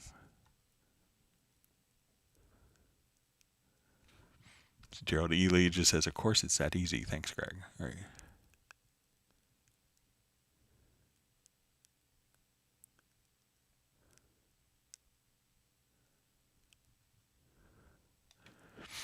All right, so we see Brian Sawyer Sr. says, how do you get the chord pads to give you the basic notes? I put in key of A and none of the basic chords are there. Lots of sevenths, ninths, diminished, but no basic chords.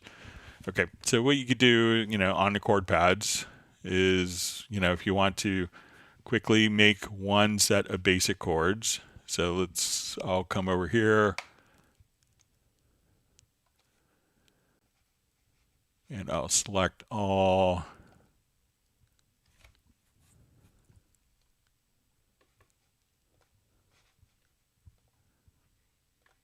Okay, so, and one of the things that was so I'm going to just come here. Let's say, okay, I want C major. I will turn off and let's say I want D minor, E minor,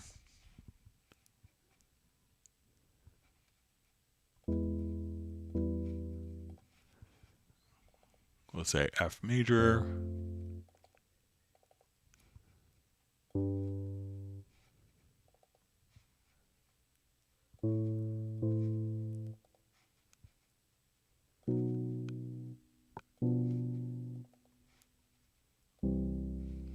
All right, now let's say I want to add maybe we'll say here, we'll do a C major seventh. Let's say a C.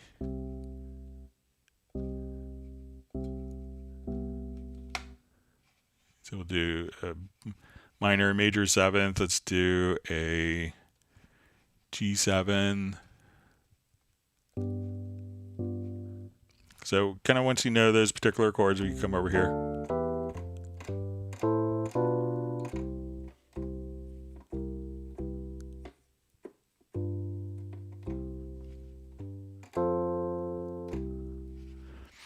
And, so once you get one kind of laid out for you, you can now just come over here and transpose the keys. So I think it's pretty easy just to kind of come over here and make one set of chord. There's lots of kind of very creative chord pattern presets, but, so these may be a little more creative, and if you want me to just create a preset and email it to you, if you contact me via email at clubcubase@steinberg.de, I'd be happy to kind of just share a quick simple chords for major and minor, and then you could load up that particular preset and have all sorts of fun with it.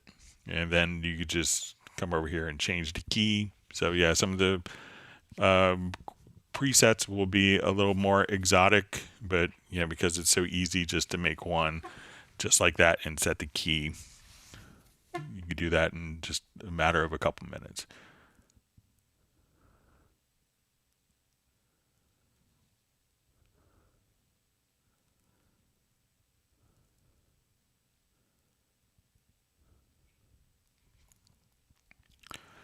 All right, so we see, okay, so we see David M. checking in from Liverpool. Thanks for joining us today. Okay, so Thomas is just saying, I want a snare to start a moment before the grid. Okay, so let's come over here. We'll go to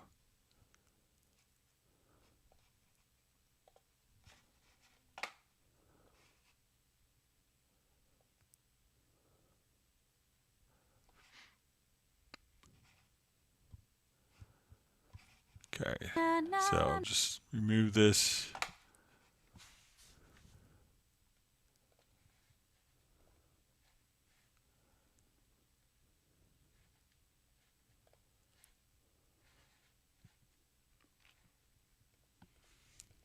All right, so let's go. We'll put a snare.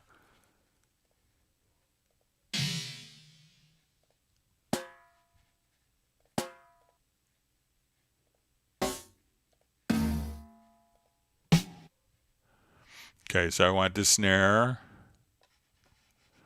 All right, so let's say we trigger this snare. We come over here to this kit. All right, so at this point, if we wanted the snare to hit kind of before the grid, I mean, what I would think to do, and is just come over here and move. So let's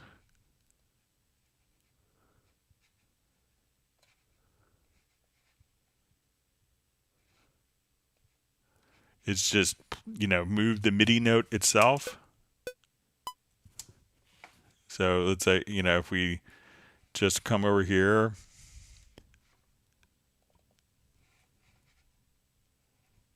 let me put on the right note, is just moving the actual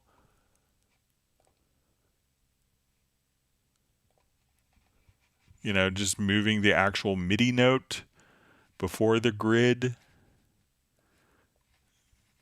So that's kind of what I would think to do. So, if I was on this, we could now just, move this particular MIDI note as we see fit on the grid. So if you wanted this to be slightly early, it's where this particular note, it's not this snap position here. So maybe I'm being dense about this, but, it's where this sample is placed. So it's this MIDI note that triggers this sample of when it starts, and I would just place that before the grid.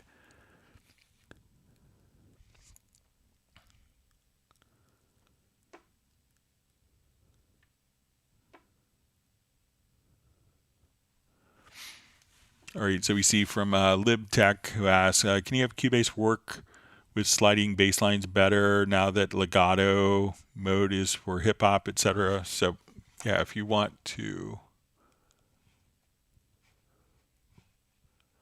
So using the sampler track is pretty easy for this.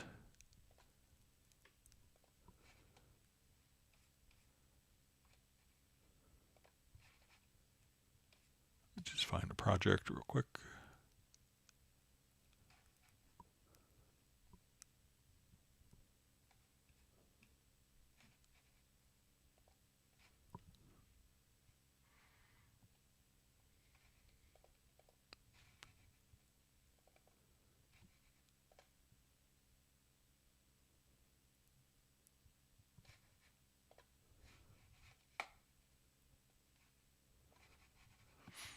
All right, so let's come over here. Let's say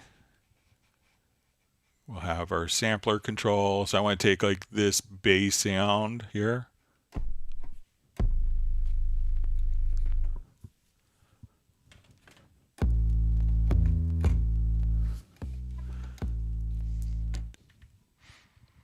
Okay, so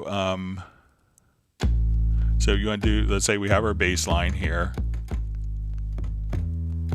All right, and we're going to go to the pitch area here. All right, so we'll just come over here. We're going to put this into monophonic mode. So let's come over here. And as we want, we see our glide control here.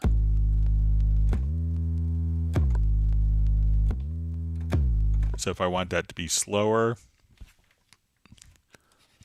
I can just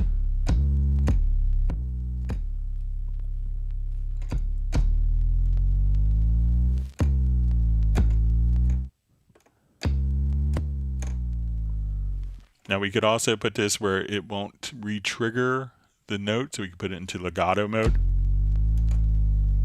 So let's say I'll make this just a little faster. I'll take, so instead of it re-triggering the particular MIDI note,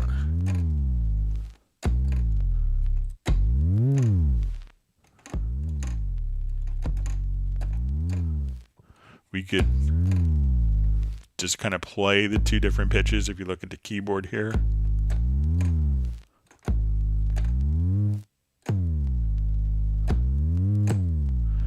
So play around with the glide, and then if you wanted the notes to be, the sample to be re-triggered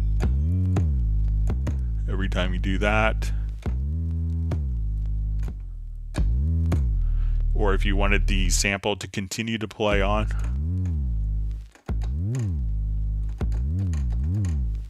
You could do all sorts of creative kind of hip-hop glide stuff just like that pretty easily.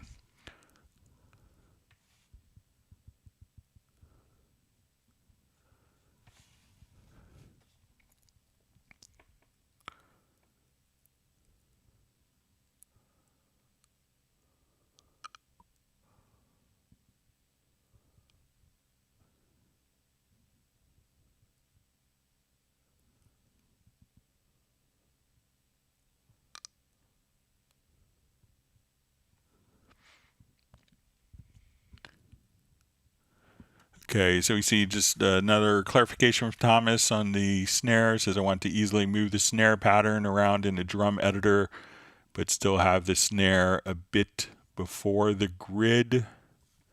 Yes, I don't think that the snap mode is going to, would accomplish that for you. So let's just jump back to.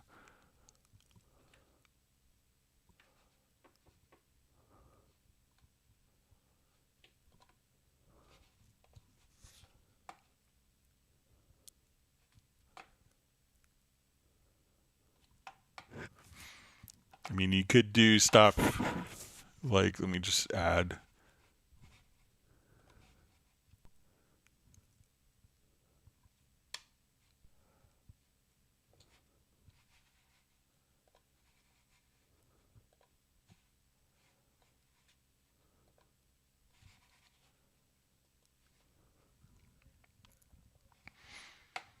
So it sounds like you just want like a snare that's on the grid to, let's say you just want it to play earlier in time.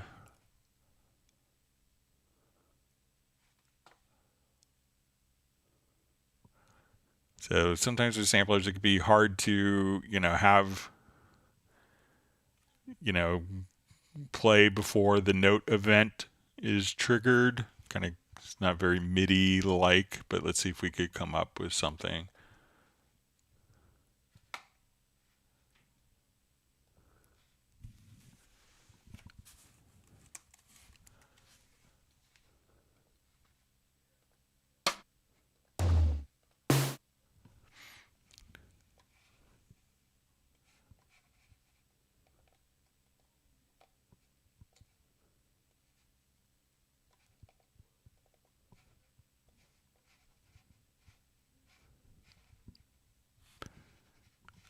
All right, so I'll just.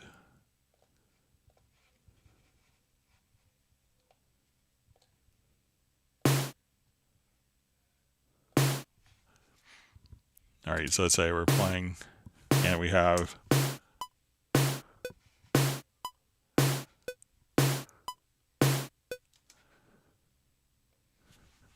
All right, let's see if there's any offsets that we could do.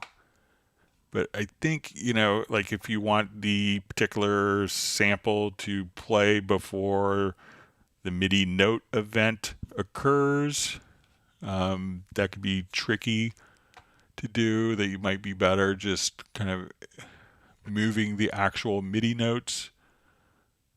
But let me just take a look.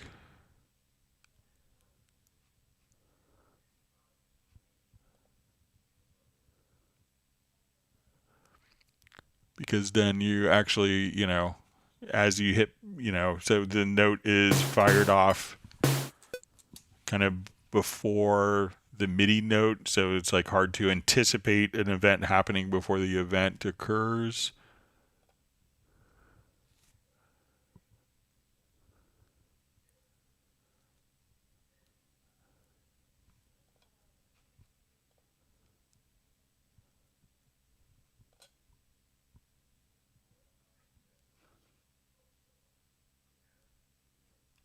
Yeah, so we can't really do like a negative value for the sample starts. I think you might just have to, play around with the grid. I mean, you could choose to,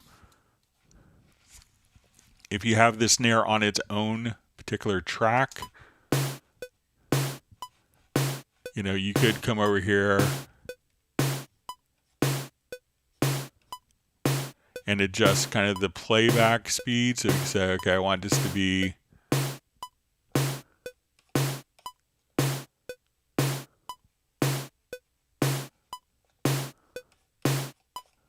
this would do it kind of for the whole track. Is we could set kind of a track delay.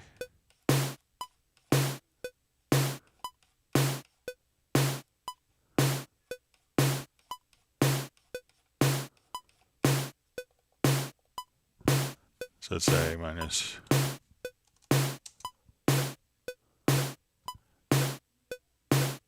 So here we could have the playback track. So if it's on its own, we could have the track delay.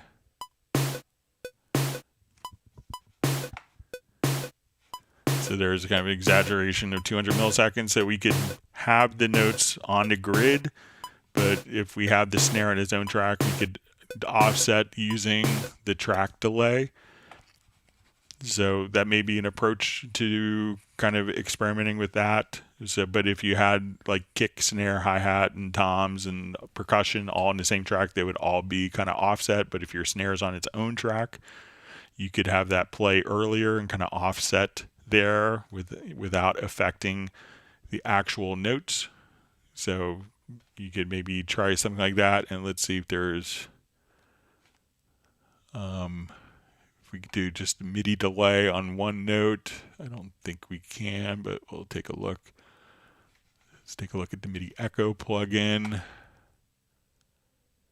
Yeah, it looks like that's going to be global for all the notes and not kind of a pre-delay. So maybe if you want to keep these particular notes in their position for editing and you want it to offset before the beat, and again, if the snare is on its own track, which is easy enough to do, you could just use the pre-delay here and the track delay and see if that makes sense for you.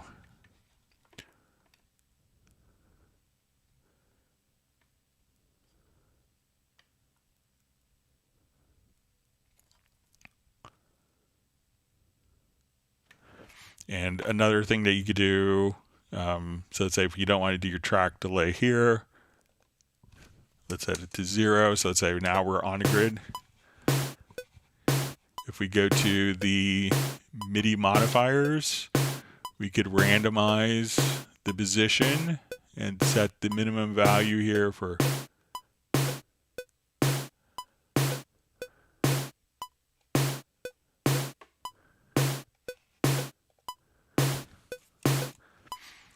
so now we could have, so go to MIDI modifiers and randomize the position.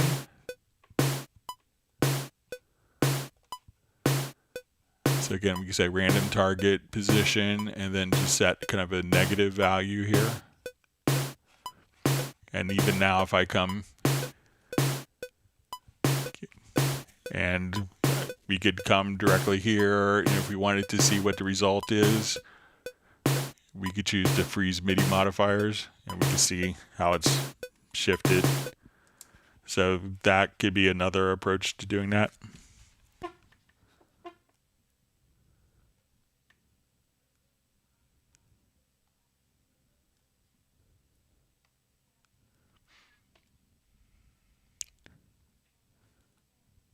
Best Korean Jesus is saying, fingers crossed for a fall summer sale.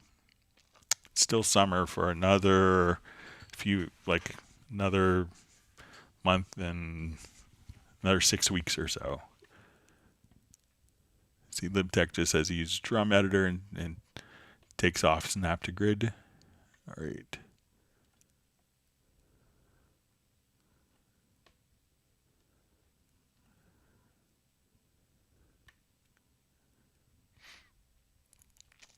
All right, so Best Korean Jesus just says, any hints on an absolute sale? So none that I could share. Generally I can't really share stuff before it's live. But I would say be patient. So could be some good sales coming.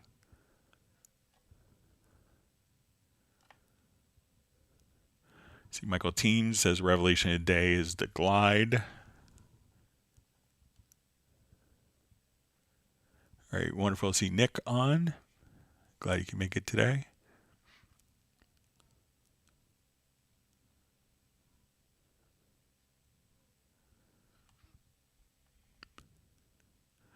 All right, great to see Lanewood Studios on. Glad you can join us today.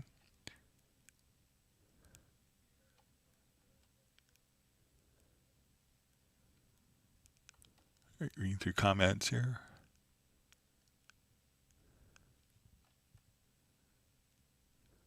All right, we have JVI joining us as well. We see Michael Teams is granted Lanewood Studios 1 gallon of Texas Pralines ice cream. It's very generous.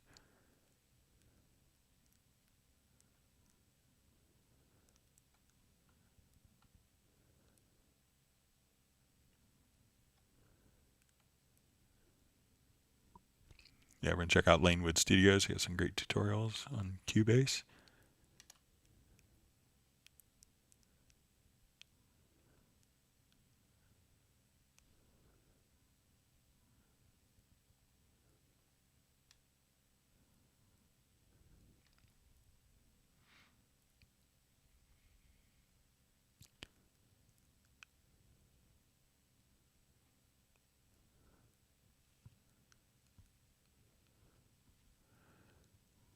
See, Best Green Jesus says he hasn't been attending as regularly since he got into video editing, and that's why he wants absolute.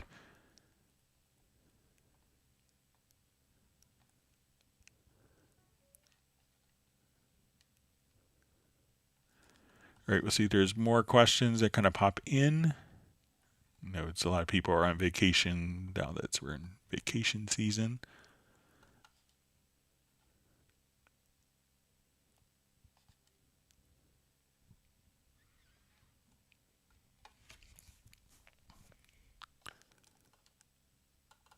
Give it a couple minutes, see if Best Green Jesus has any other questions.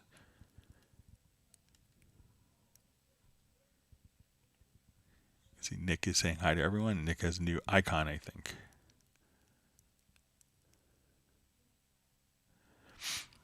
All right, so we see from LibTech who asked, I have a MacBook Pro and an iMac. Can I load the software for Pro 13 on both? So with Cubase Pro 13, you could actually have it authorized to run on 3 separate computers.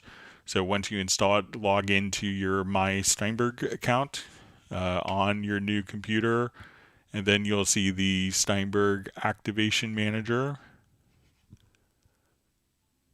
Make sure that your Activation Manager, that you're logged in with your My Steinberg credentials.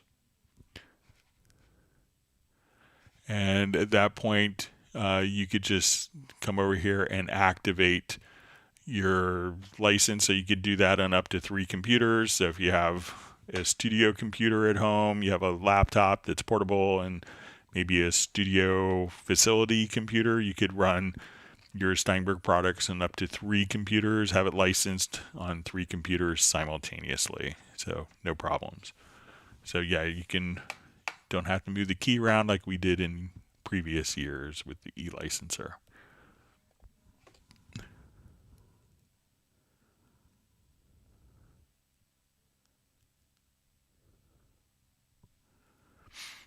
All right, so we have Hot Beats 0 says, I've noticed that when pitch shifting an audio clip, if I want to apply a second pitch shift event, I need to close and reopen the dialog. Is there any way to do it without doing so? All right, so let's...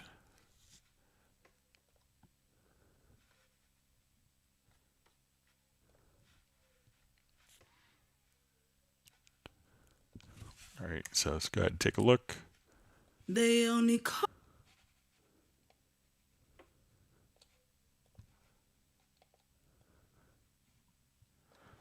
Okay, so let's say we have... They only call you. Okay.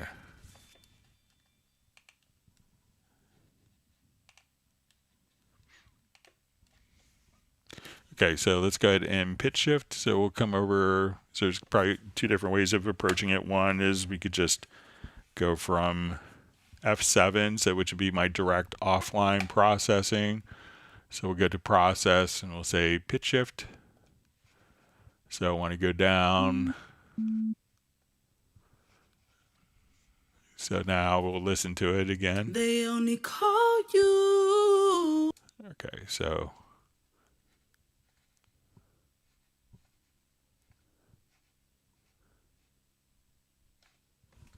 all right, and let's, all right, so I'm going to start from scratch here. So They only call you.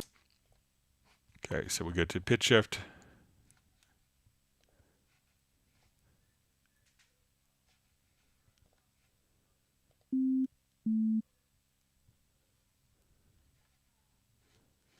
Okay.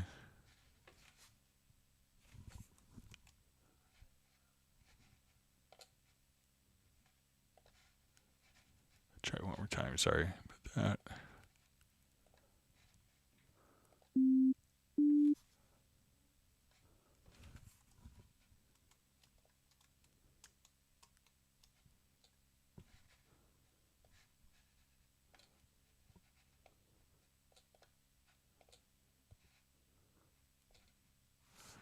Okay, so They only call you.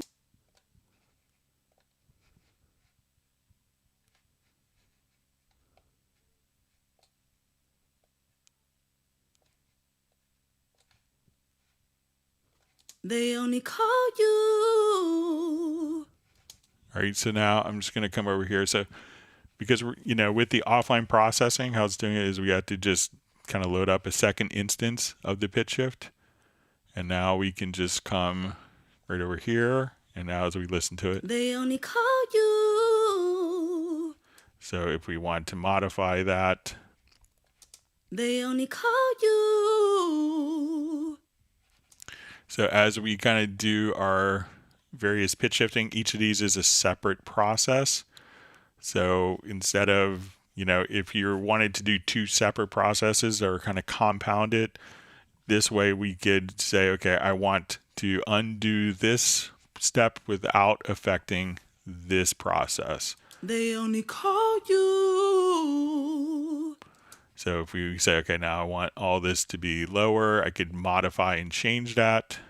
They only call you. And let's say we want that to increase in pitch. They only call you.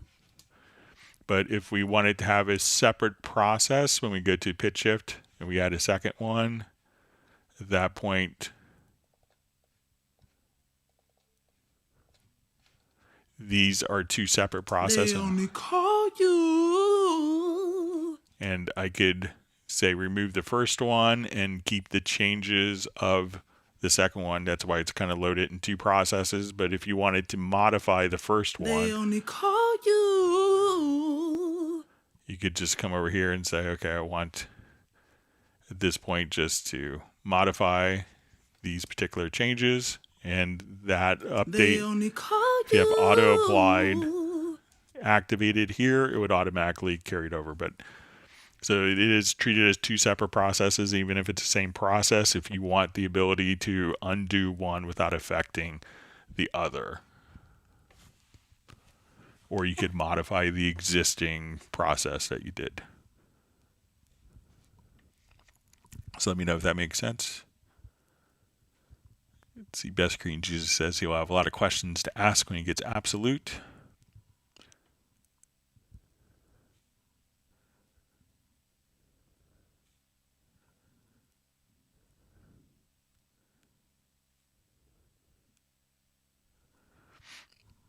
All right, David M. asks, hi Greg, I haven't had a chance to look into this yet, but when importing a stereo file into WaveLab, it played at half speed. Wave was 44.1K, as is my project.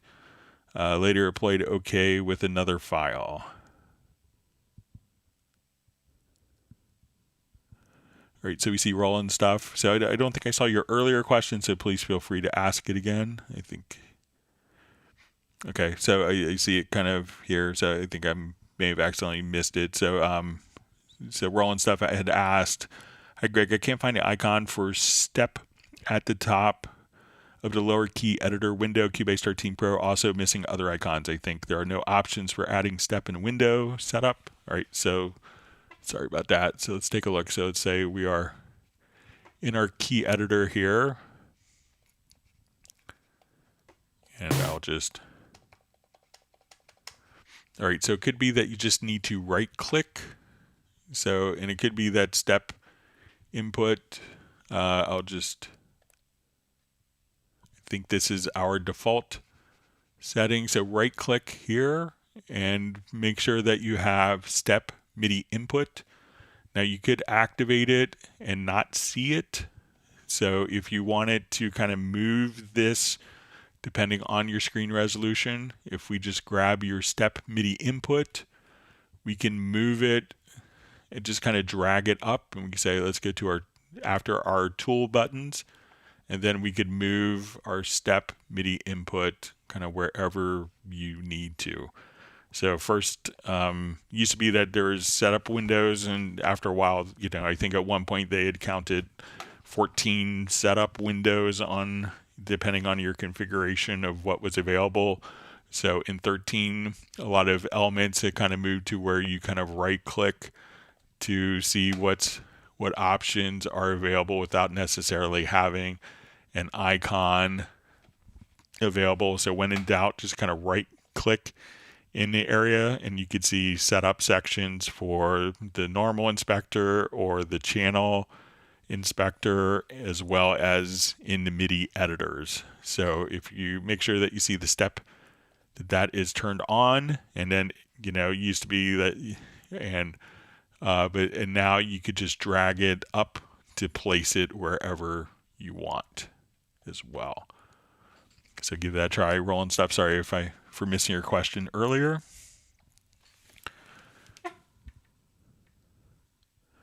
Okay, so let's get back to David's questions. As I haven't had a chance to look into this yet, when importing a stereo file into WaveLab, it's played at half speed. Wave was 44.1K, as is my project. All right, so let's go and let's do a quick export. Let me just check the sample rate of this project.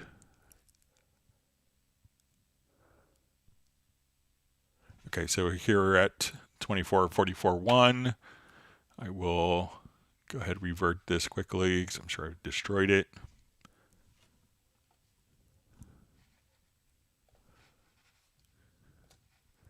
All right, so I'll take just a small section of the project here and I'm going to export it directly into WaveLab.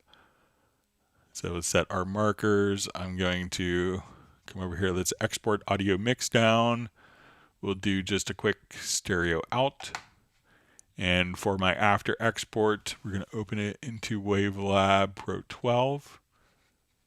So we'll export audio mix down.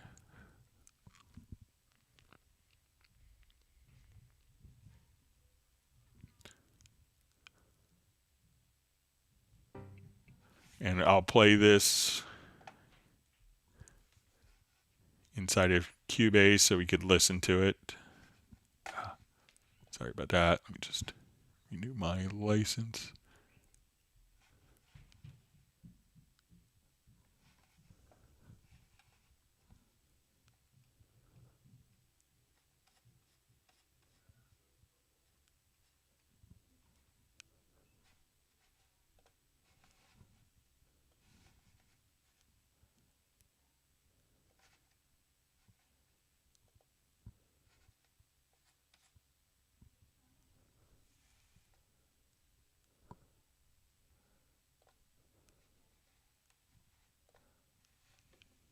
Sorry about that. Let me see if I get this going. All right, so I'll play this inside of Cubase. So we get our pitch bearings. Now I will go ahead and export audio mix down. We'll open WaveLab 12. I think it should work this time.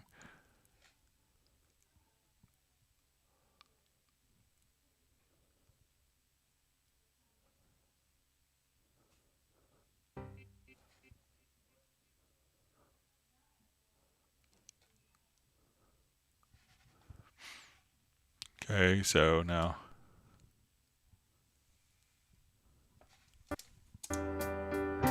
What did you say? So same pitch, but make sure, you know, if in your exported file,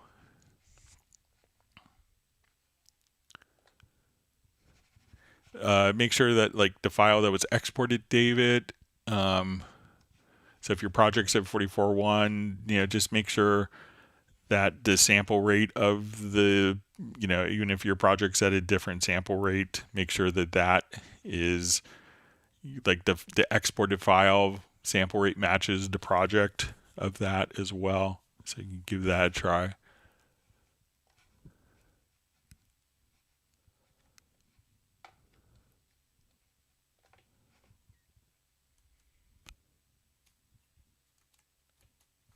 All right, let's get next question.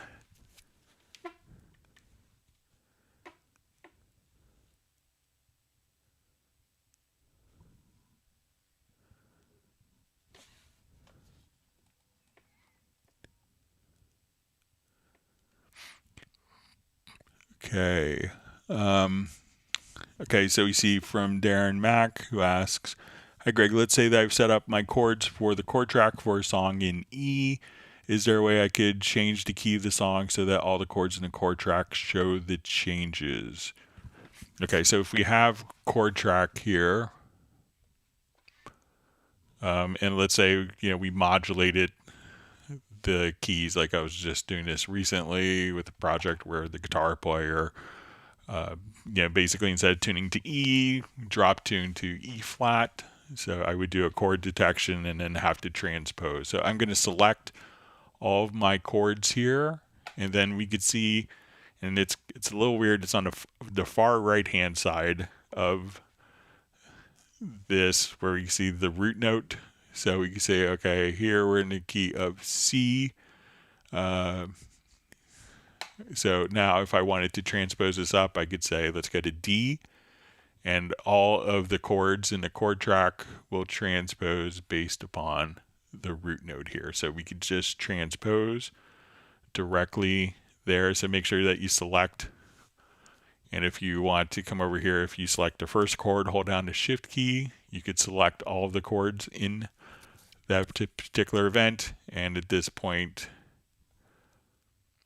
you could just change and transpose the chord track.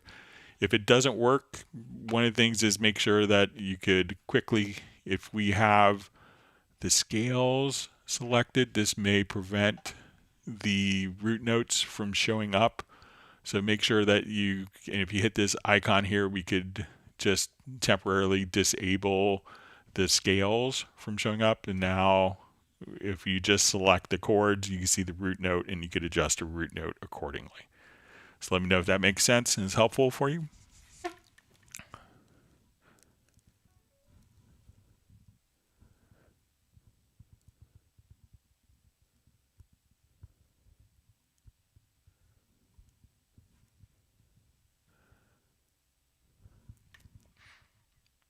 Okay, so we see from libtech says, oh, I need this help, please. I am showing duplicated plugins when I take a photo for the plugin. How do you remove them? It's driving me mad. So I will just come over. Right, so let's go to, let's say, your VST effects rack. So I think I may have one. So let's say our towel vocoder. So I want to come over here. So if we dropped that in and I took a picture of it, and if you see multiple ones, I think if we come over, if you just go to like your pictures folder, that it's in there.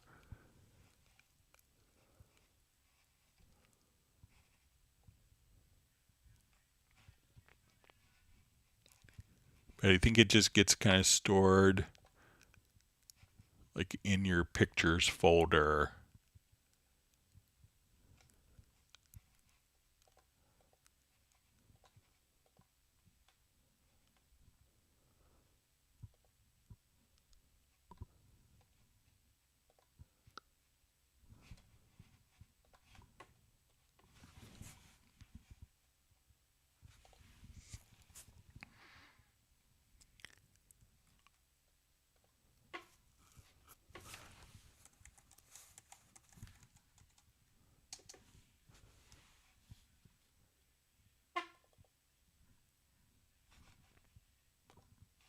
I want to say it's like in a generic pictures folder. Let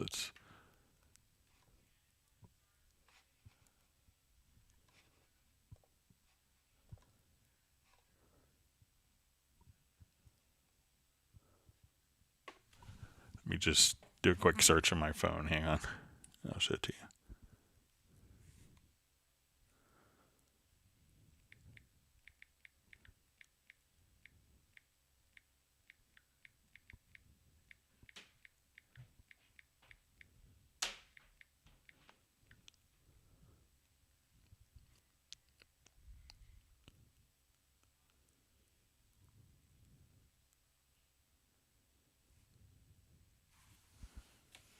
All right, just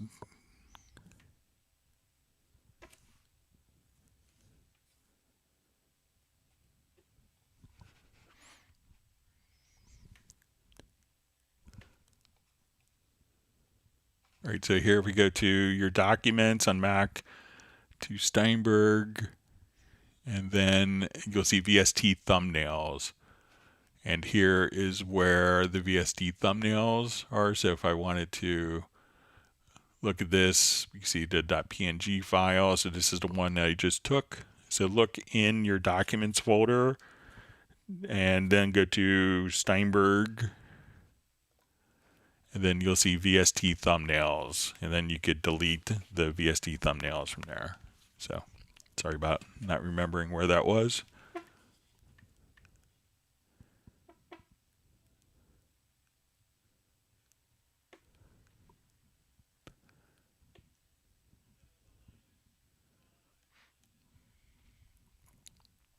All right.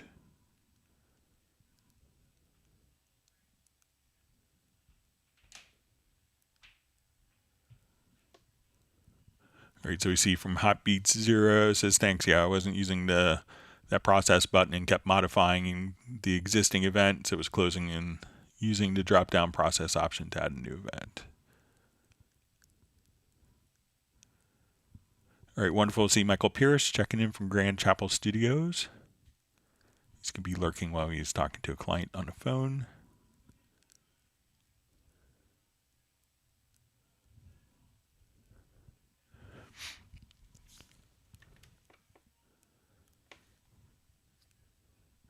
Okay, so Hotbeats asks, so it says, say I chop one bit out of a WAV file and I use that as a sample throughout the track and then want to modify or replace all instances of that clip in the same way. Any way to do so easily? Pool. Okay. So just do a new project here.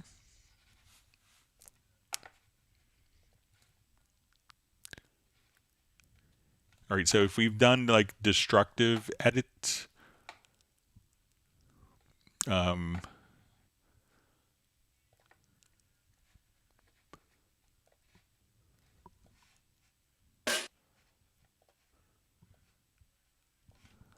here, I'm going to change one preference quickly here.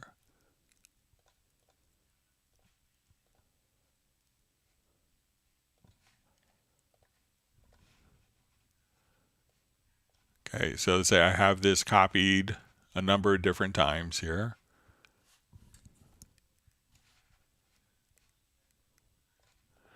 Okay, so now if I've done edits that are destructive, so let's say I come over here and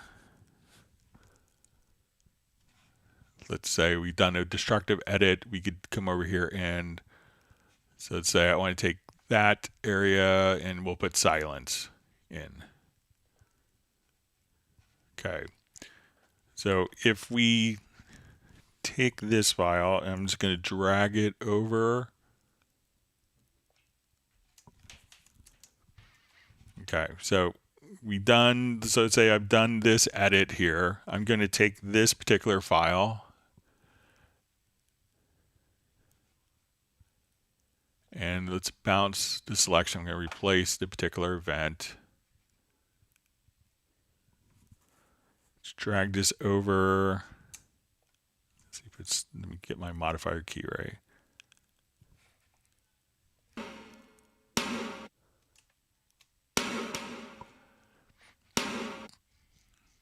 All right, so if we're doing it from kind of the pool window, like if we're doing like a replacement, what you could do is if we drag, we could hold down the shift key and it'll ask us, do you wish to modify all events that refer to the same audio material? And you could say yes, and you could replace that particular audio file. So let's come here, hold down the shift key, and since it's already in the event, now there is a preference here. So let's come over to the preference. I copied this as the original file. So let's go to editing, to audio.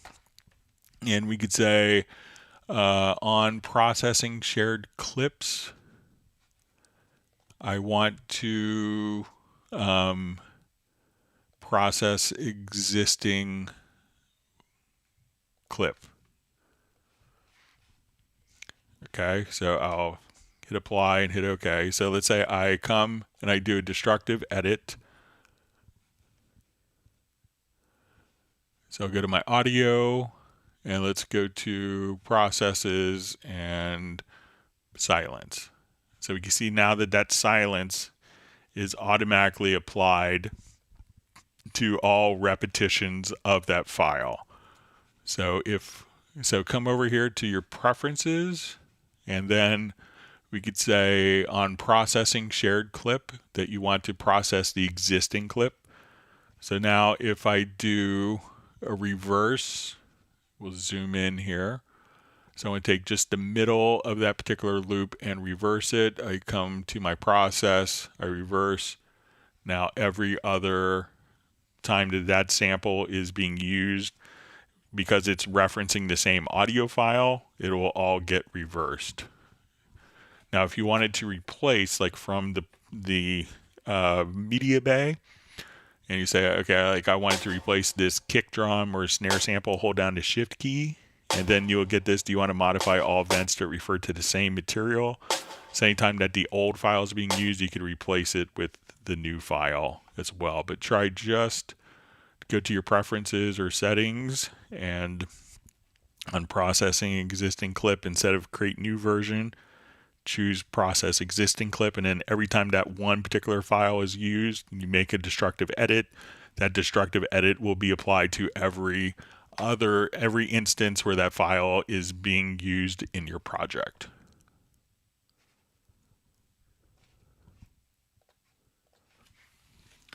All right.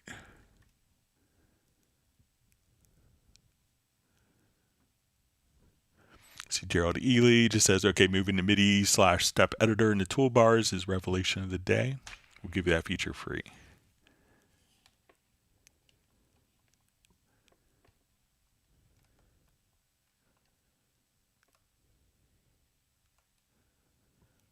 Okay, reading through comments.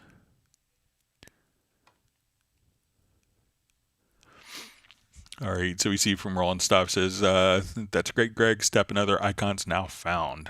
Thanks. I'd missed the right-click option to replace the setup windows in Cubase 13. So helpful. All right, great to see DJ FK on. I believe he's in Germany, if I'm not mistaken.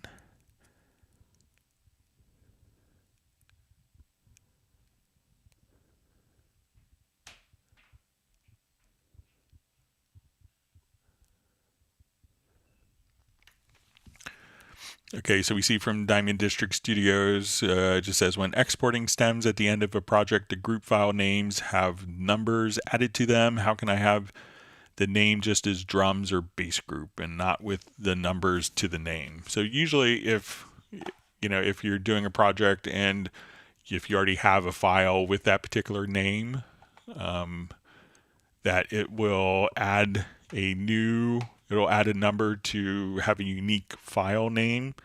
So let's say if we're here and I have this and I want to do a small export of like my drum group. So I'll set my left and right locators. I'm going to take all my drums and let's route these to our group channel. All right, so I want to export. So we'll just call this our drums.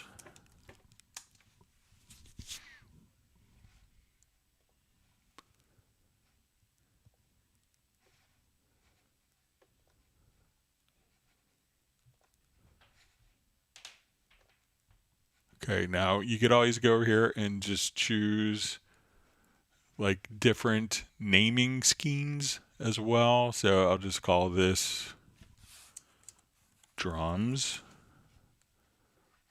All right, and I'm going to export. We'll create an audio track.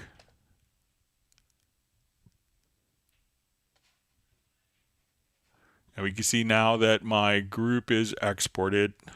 And I'll do it just as a quick stereo file. Okay. So we see right now we have just drums is the file name. So we look at our file.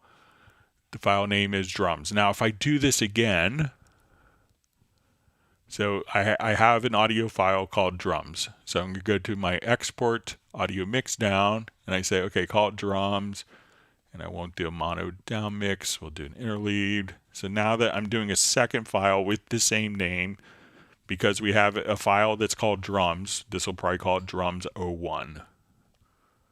So export. And we look at it, now it's going to be drums 01 because there is a file named drums. So just to make a unique file name, it's going to add the number. And if we do that again,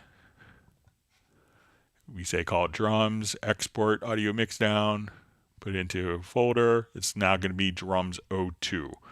So it's probably because why it's adding the numbers is because if you go into your pool window, you probably already have an audio file with that name, and each audio file has to have a unique name. Otherwise, the program says play the audio file drums and this named drums on this track. Play the audio files named drums 01 on this track starting at this time.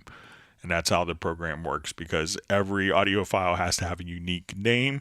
So to automatically alleviate and create confusing situations for the program and the user, it will automatically give a differentiating drum name, a differentiating name for each drums, so that you don't have multiple files of the same name. So let me know if that makes sense.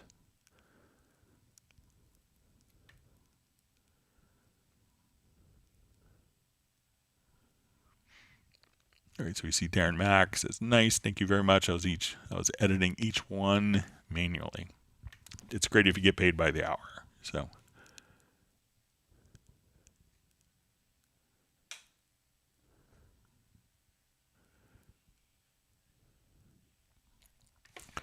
Okay, so we see from Diamond District Studios from Cape Town, South Africa, I believe. This is question, MIDI dynamic expressions. How do I record them onto pre-programmed MIDI notes after the fact while composing strings from a chord progression? All right, so let's come over. Let me just...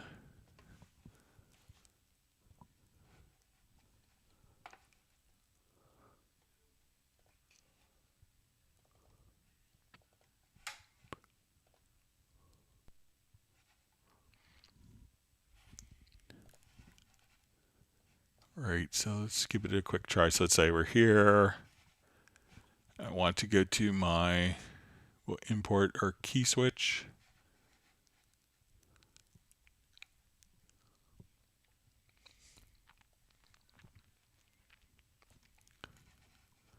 Okay, and I'm going to set my MIDI controller.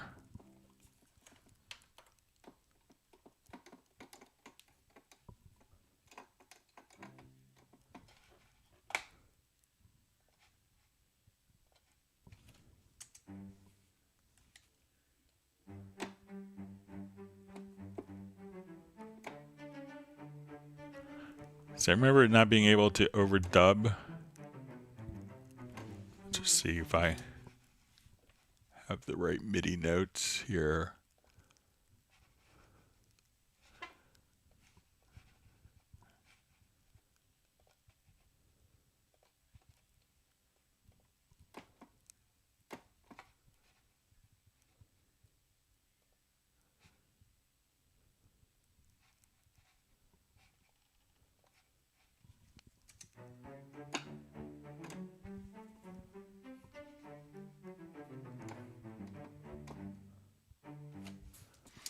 All right, so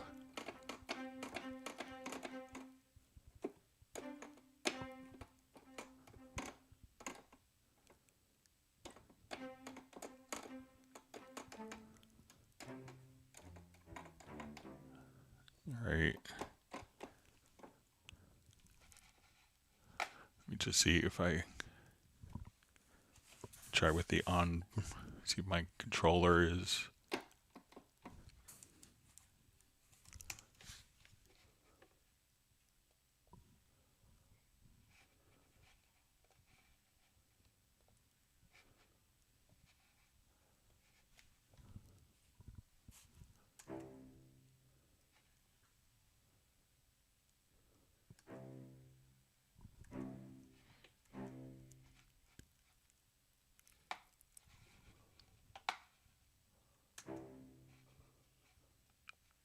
All right, let me just get my, I don't have a 88 key controller connected.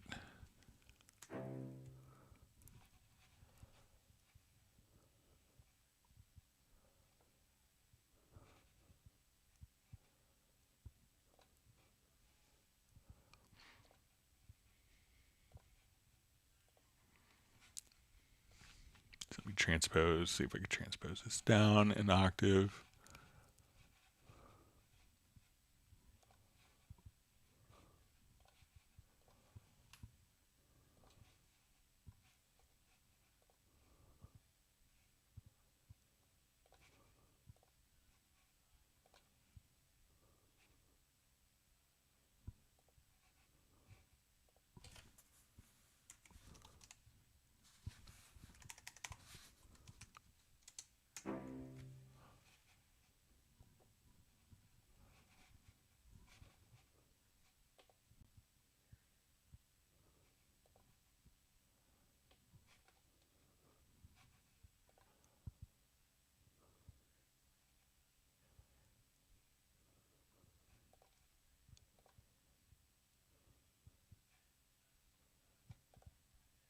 Oh, sorry.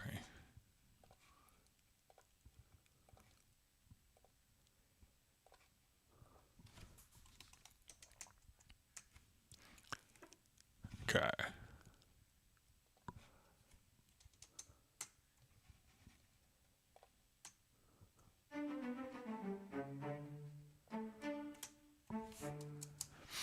Okay, I'll just try this with a brand new part. I'll just take this out for now.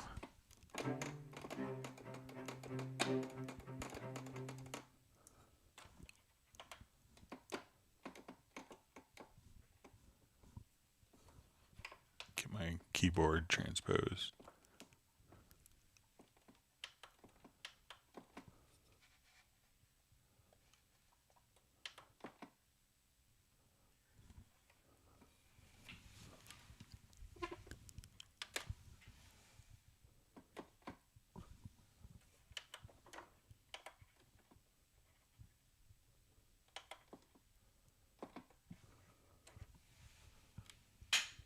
These are my controllers.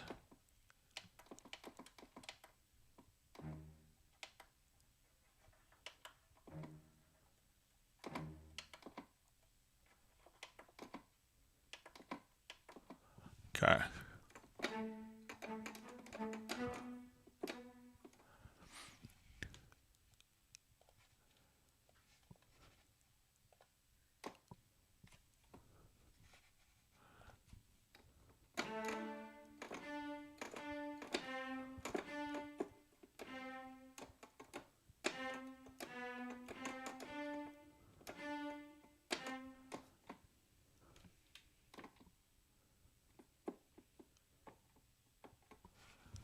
All right, let me just, sorry, I had to just remap on my 49 key controller here.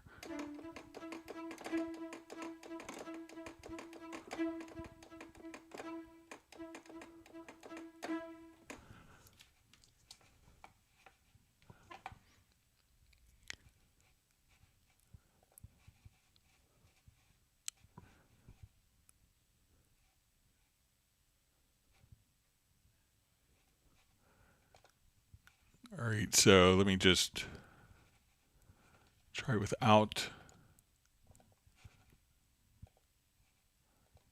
So now we come over here.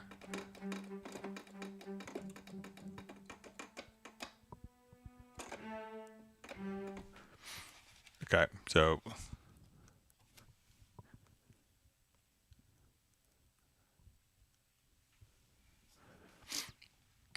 okay, how to record them on a pre-programmed MIDI notes while after the fact. All right, so let's say I've programmed.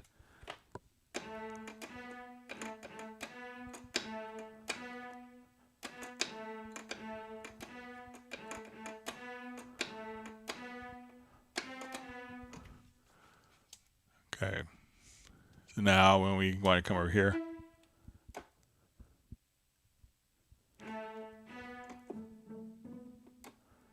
so I'm just recording.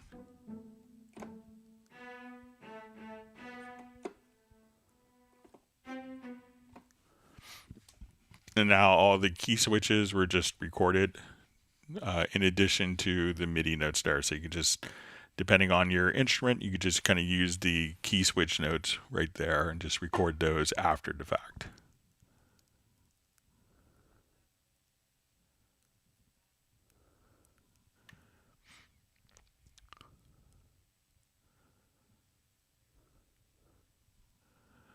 Okay. Okay, so we see from LibTech, it just says the picks are the same. They just show as dupes, Greg. You know, so it's probably just looking in that particular folder. So see if you open up different images, if you have duplicate images in there.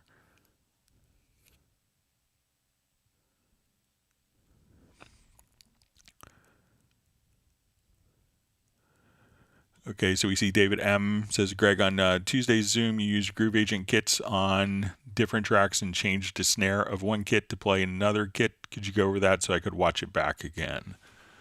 Okay, so let's take a look. I'm going to load up, let's say, a full Groove Agent, so we can have multiple agents here. So let's say I have Groove Agent, and let's say I'm going to start off with a traditional drum set.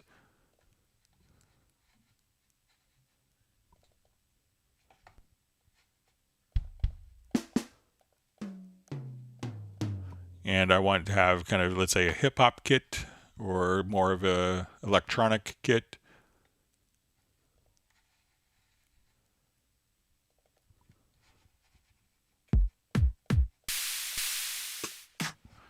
And let's add a percussion agent.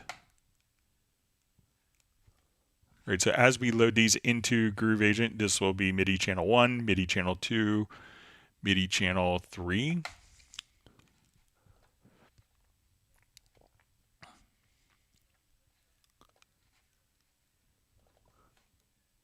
All right, so now we have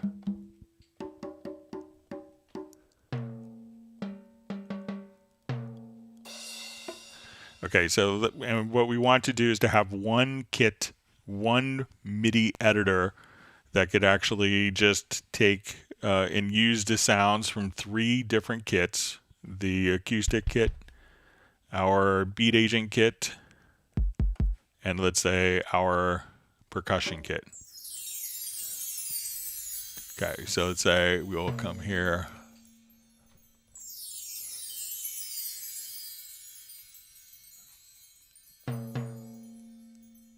Just look for my. Okay, so we'll just do G1 and. Okay, so what we're going to do now is I'm going to make a separate MIDI track because this is going to be tied to our Groove Agent. So I'm going to add a MIDI track, and we can do this with hardware or software. So what I'm going to do now is go to the drum map setup, and we're going to just click on the plus sign, and we'll call this August 6th.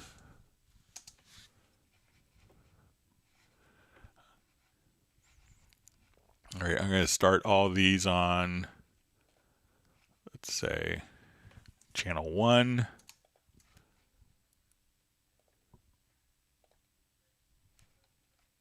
Just hold down my shift key.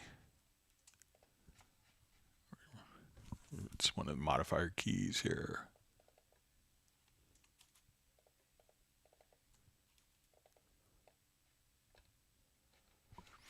Okay, so right now what I want to do is we're going to come and let's create just a little bit of drums here. So I'm going to go to this particular MIDI track. We're going to load up our drum map that we made. We'll just call this August 6th. And when we go to the drum map, we want to say, okay, our kick. And if we extend this line over, you can say, okay, I want my kick to come from, so we'll go to C1 and say C1, I want this to go out to Groove Agent.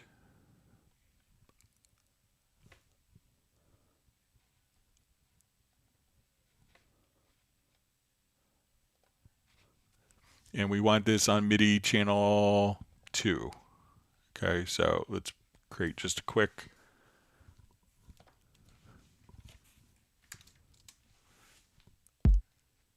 So this is going out of our Groove Agent kit.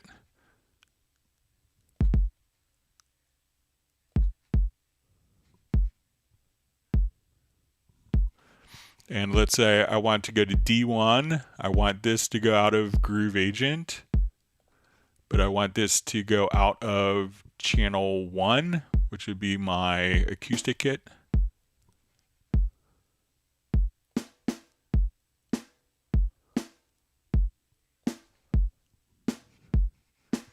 And let's say we go to G1. I want this to go out of Groove Agent. And I want this to be on MIDI channel 3, which is where we had Groove Agent. So now if we look at Groove Agent, we open it up, we can hear that our kick, snare, and percussion, we have one MIDI part, but we could go to 128 different destinations. So each one of these tracks can have independent MIDI output ports, independent MIDI channels, and we could also just say, okay, the in note here is G1. I wanted to take this note and just play back different sounds. I could say, let's come here. So what was like an input note, I could remap it to other.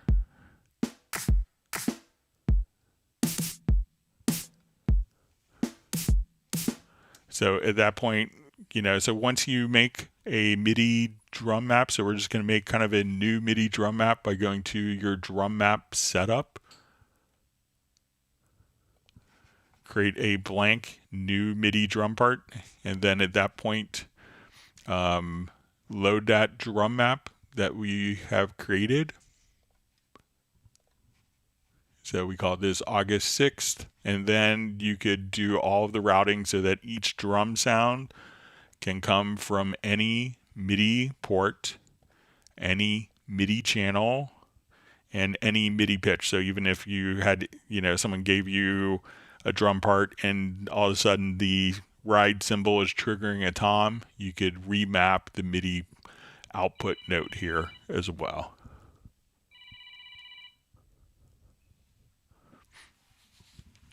So let me know if that makes sense for you.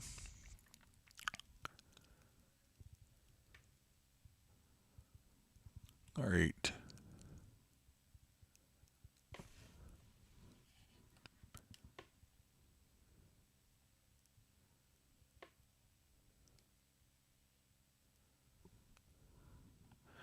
All right, inactive user asks, hi Greg, is there a way to copy one vocal channel track out of an open session into another session, the ad-libs channel with all the inserts copy into another project?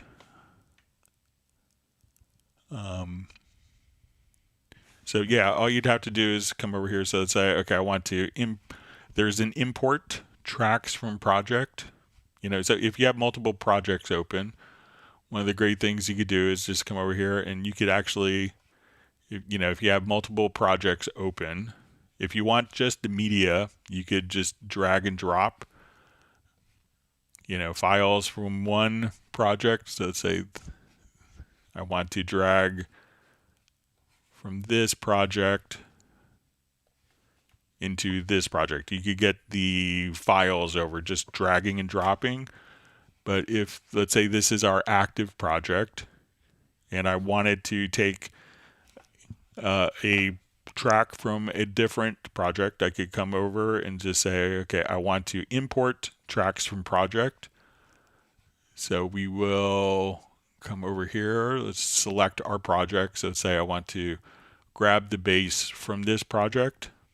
We will come over and I could say, let's import the bass. Now you have different options. We could choose to include the channel and inspector settings. If I want just the channel settings, but not the actual events, I could uncheck this.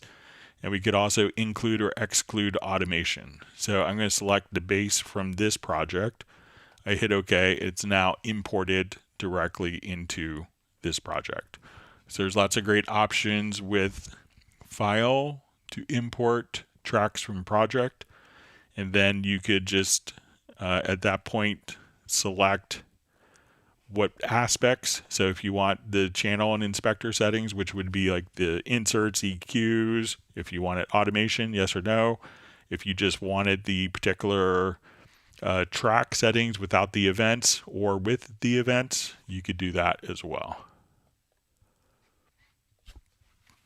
So let me know if that makes sense for you.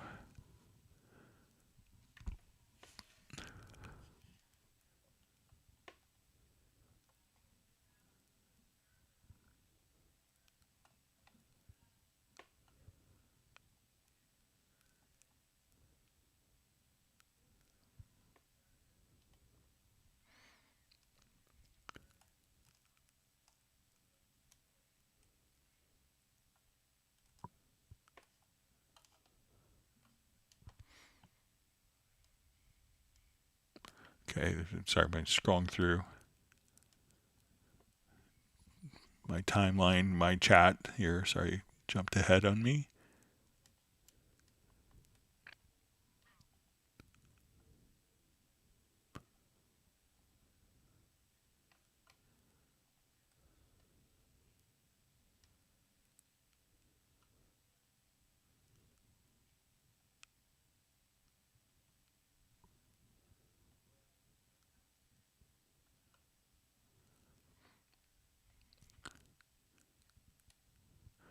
All right, so we see from Daniela from Da Vinci Girl asks, "Hi Greg,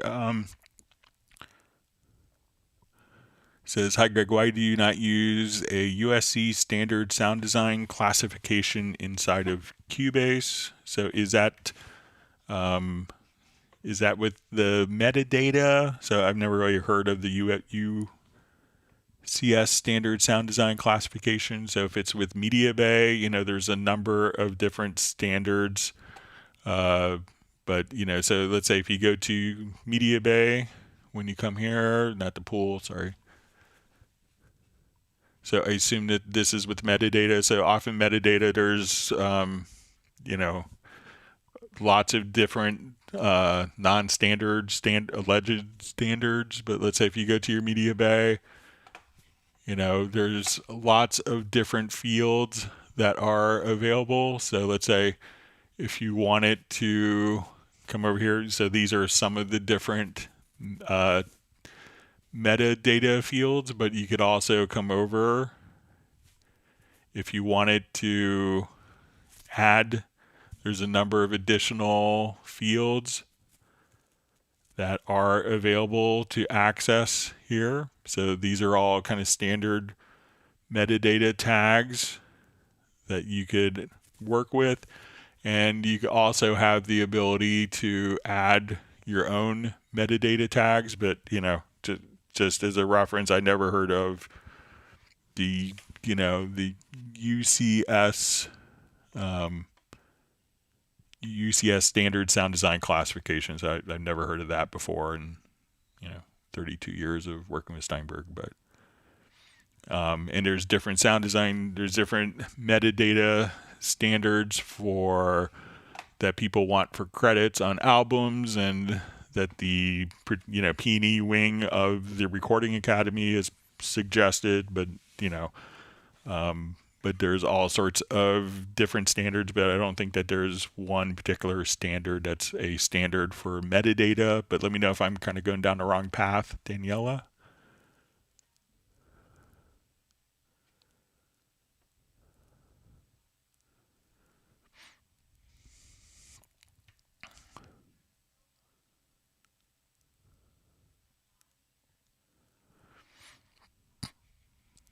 Okay, so we see from Diamond District Studio says, Greg, I believe you misunderstood in my question the issues when exporting multiple files, not single. So say when exporting stems and ticking the boxes of my various groups and other files I need for client. Okay, so let's go ahead and, sorry for misunderstanding. I think I may know what the difference is. So let's come over here. Okay, so I'm going to revert and get rid of those files. So it could be how it's being exported as well. So let's come over here. Let's, I'll revert this.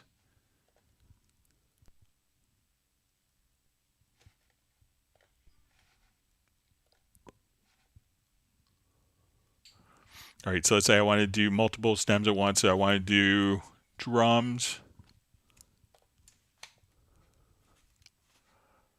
So I'll add a group track for drums. We'll make a bass group.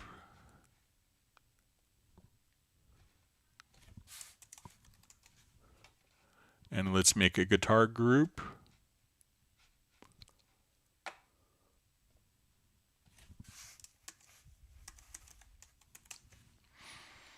Okay. So now I'm going to export audio mix down. I'll do just a small portion for time's sake. We'll come over, let's do our export audio mix down. So here I'm going to choose multiple. I'm going to go to my groups. So I'm going to select my groups, drums, bass, guitar. And we will create audio tracks. So it's export audio.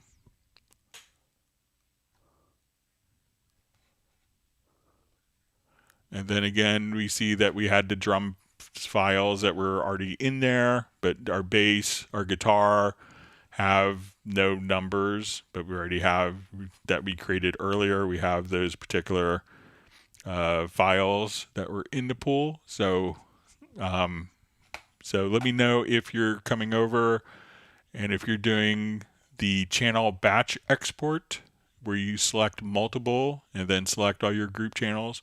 But as you can see in the bass and guitar, since we didn't have, we had the drums that we did drums 01, 02, so it incremented there, but the bass and guitars don't add the names, they just assume the name from the folder track.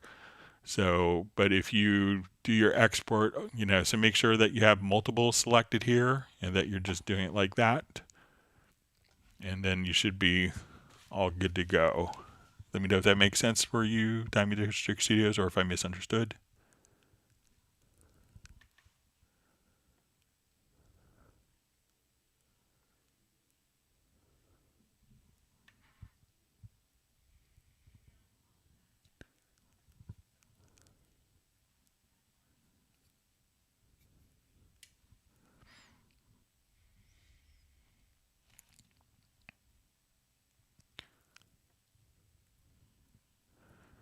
All right, so we see from Daniela, Da Vinci Girl says it's a mess for film and video sound design to work with this classification in general. All Steinberg libraries need to be updated. So, well, I think Johnny Burns, who won the Oscar for Best Sound Design, he seemed to do okay with his Nuendo setup. So,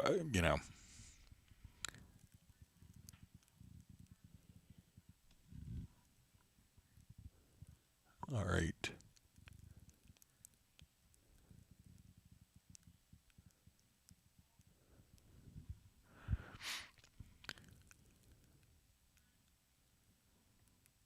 Okay, so we see from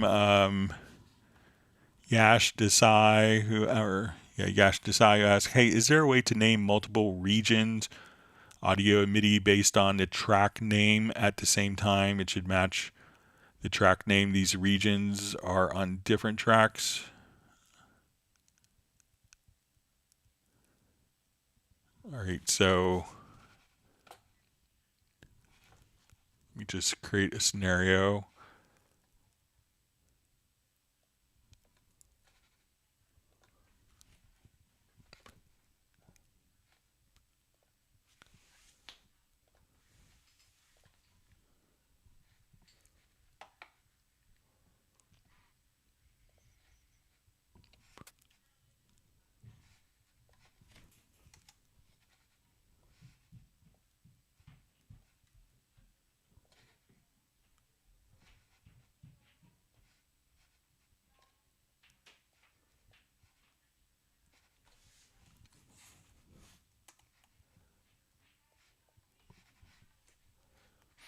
Okay, I was kind of create.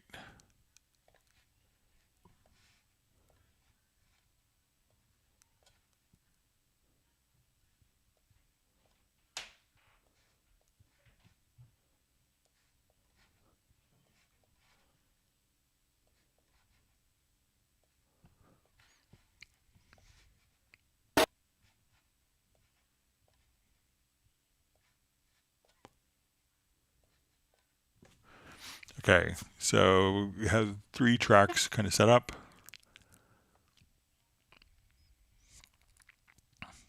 All right, so if we want to, let's say we have this as kick.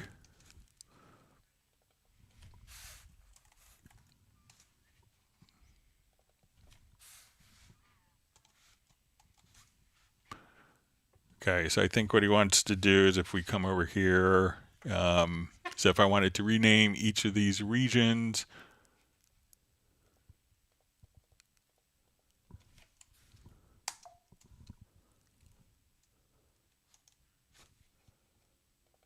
that we could come here, and if we hit Shift plus Enter, that we could rename, but I guess he wants to do it on all tracks. So I don't know a way of doing it multiply. So now we could rename each of those. Let's see if there's something in the project logical editor, maybe. I'm not sure if there is.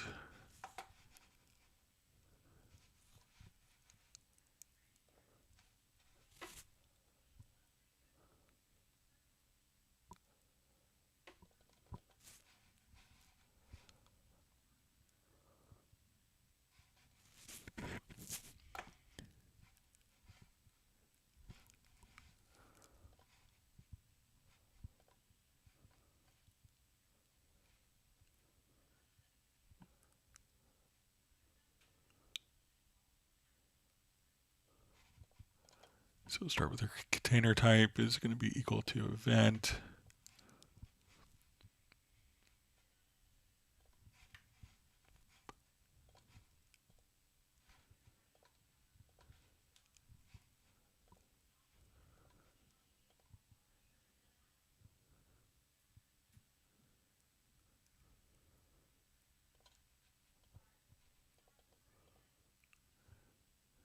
Yeah, I don't think that there's a way of extracting the track name to use that as the basis. So I think it's going to have to be done on a track by track basis. Sorry about that.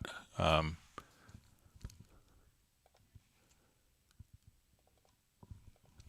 just try. We'll rename each of these.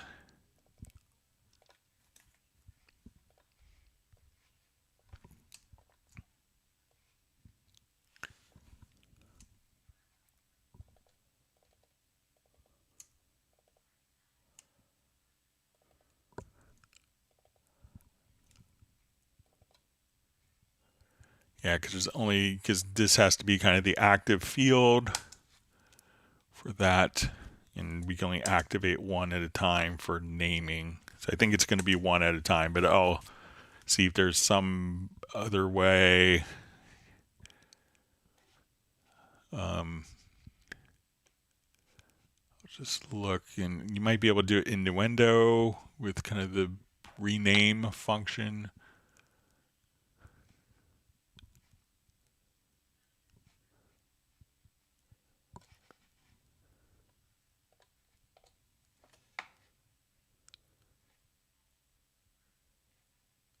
Yeah, I don't think there's a way of doing it on multiple tracks simultaneously. Sorry about that.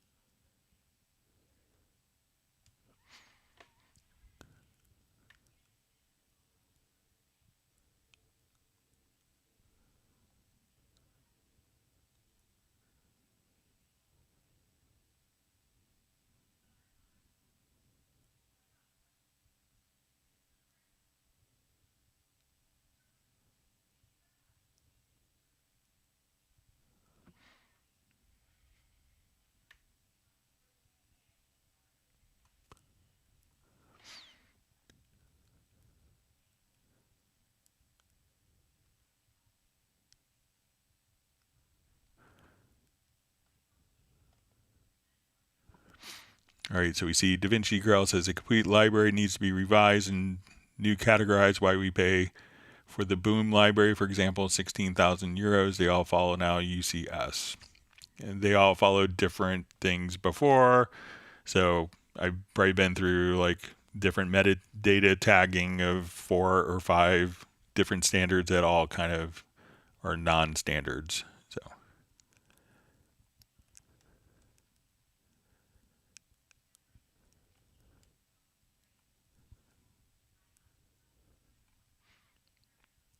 All right, reading through comments.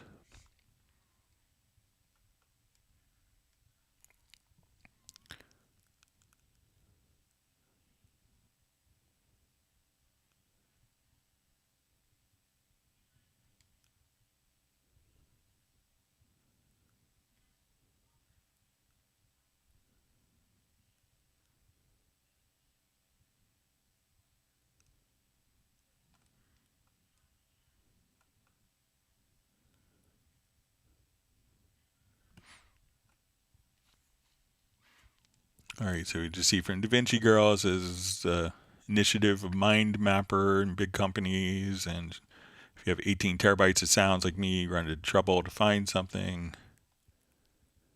All right, and we see it's important for a sound designer not to search for 3 hours for the right sound. So I would agree, but I think if you know where your sounds are, that, you know, obviously people use MediaBay without incidents, and there's other, you know, other solutions as well. I don't think that there's a particular standard that's standardized. So, all right, so we see Diamond District Studios found a batch export the renaming scheme, the naming schemes.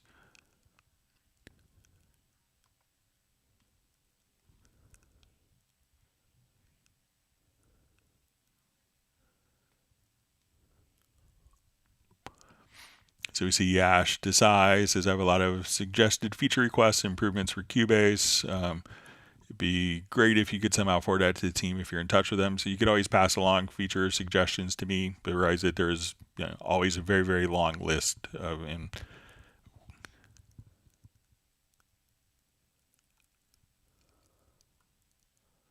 all right, so we have Club Debris checking in from Rio. Thanks for joining us today.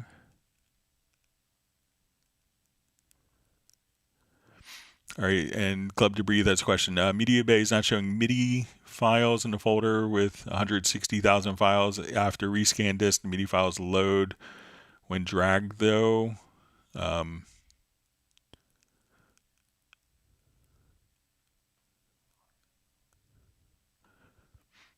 Okay, so let me know if you have 160,000 MIDI files, so you might have to, or a disk that has 160,000 files on it. But if you go to your preferences to MediaBay, one of the things that you could do is, I think MediaBay is a maximum items in result list defaults to 10,000, and I think you can go up to 100,000. So, but let me know if you have 100,000 particular MIDI files, or if you have your MediaBay scanning other folders that aren't relevant for MediaBay.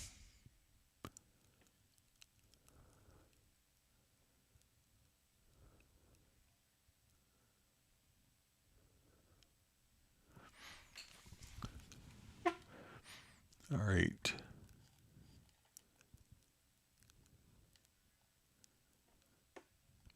So we see Yash Desai says he's already added it to the Steinberg form, but you probably won't be able to share the link here. So, but if you want to email me the list, I'd be happy to pass it along. Sometimes, you know, as features are being implemented, you know, it could be what seems like a small thing, but it could be a small thing within a bigger scope of a future development. So,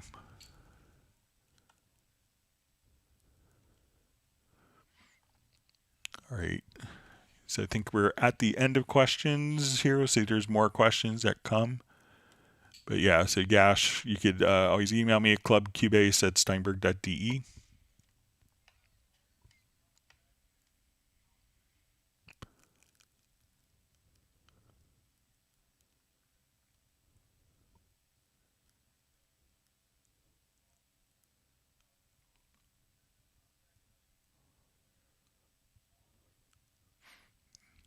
All right. All right, to see a quick comment from Best Green Jesus saying hard R. All right.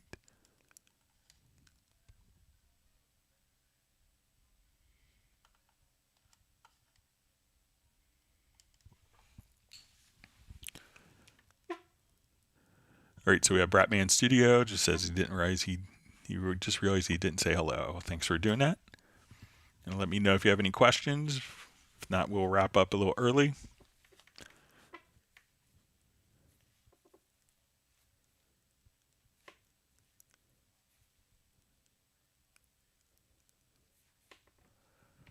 All right, wait just a little bit longer. Thanks for all the wonderful questions, and I hope that everyone's learned a new tip or trick. And if you have learned something, make sure you hit the like button and subscribe to the channel. And you could always send questions for future live streams to clubcubase@steinberg.de.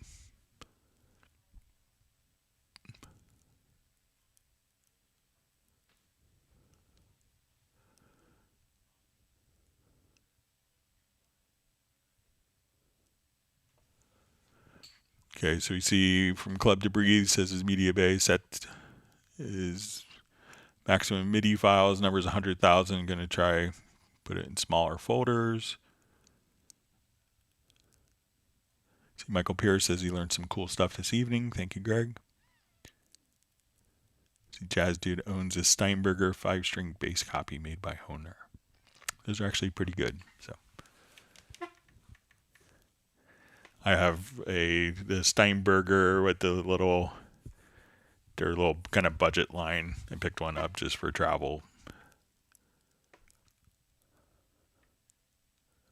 Not the original ones from the 80s, but still kind of fun to have.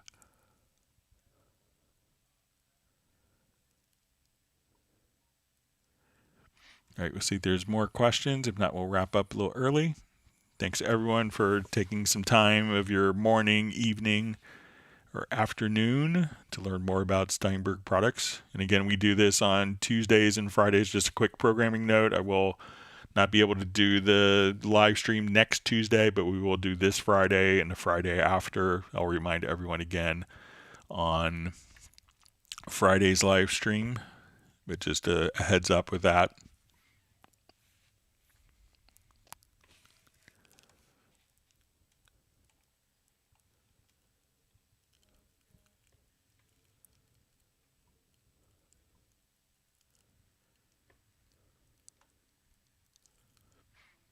All right, see kind words from Gerald, and he says he hopes to make the stream on Friday.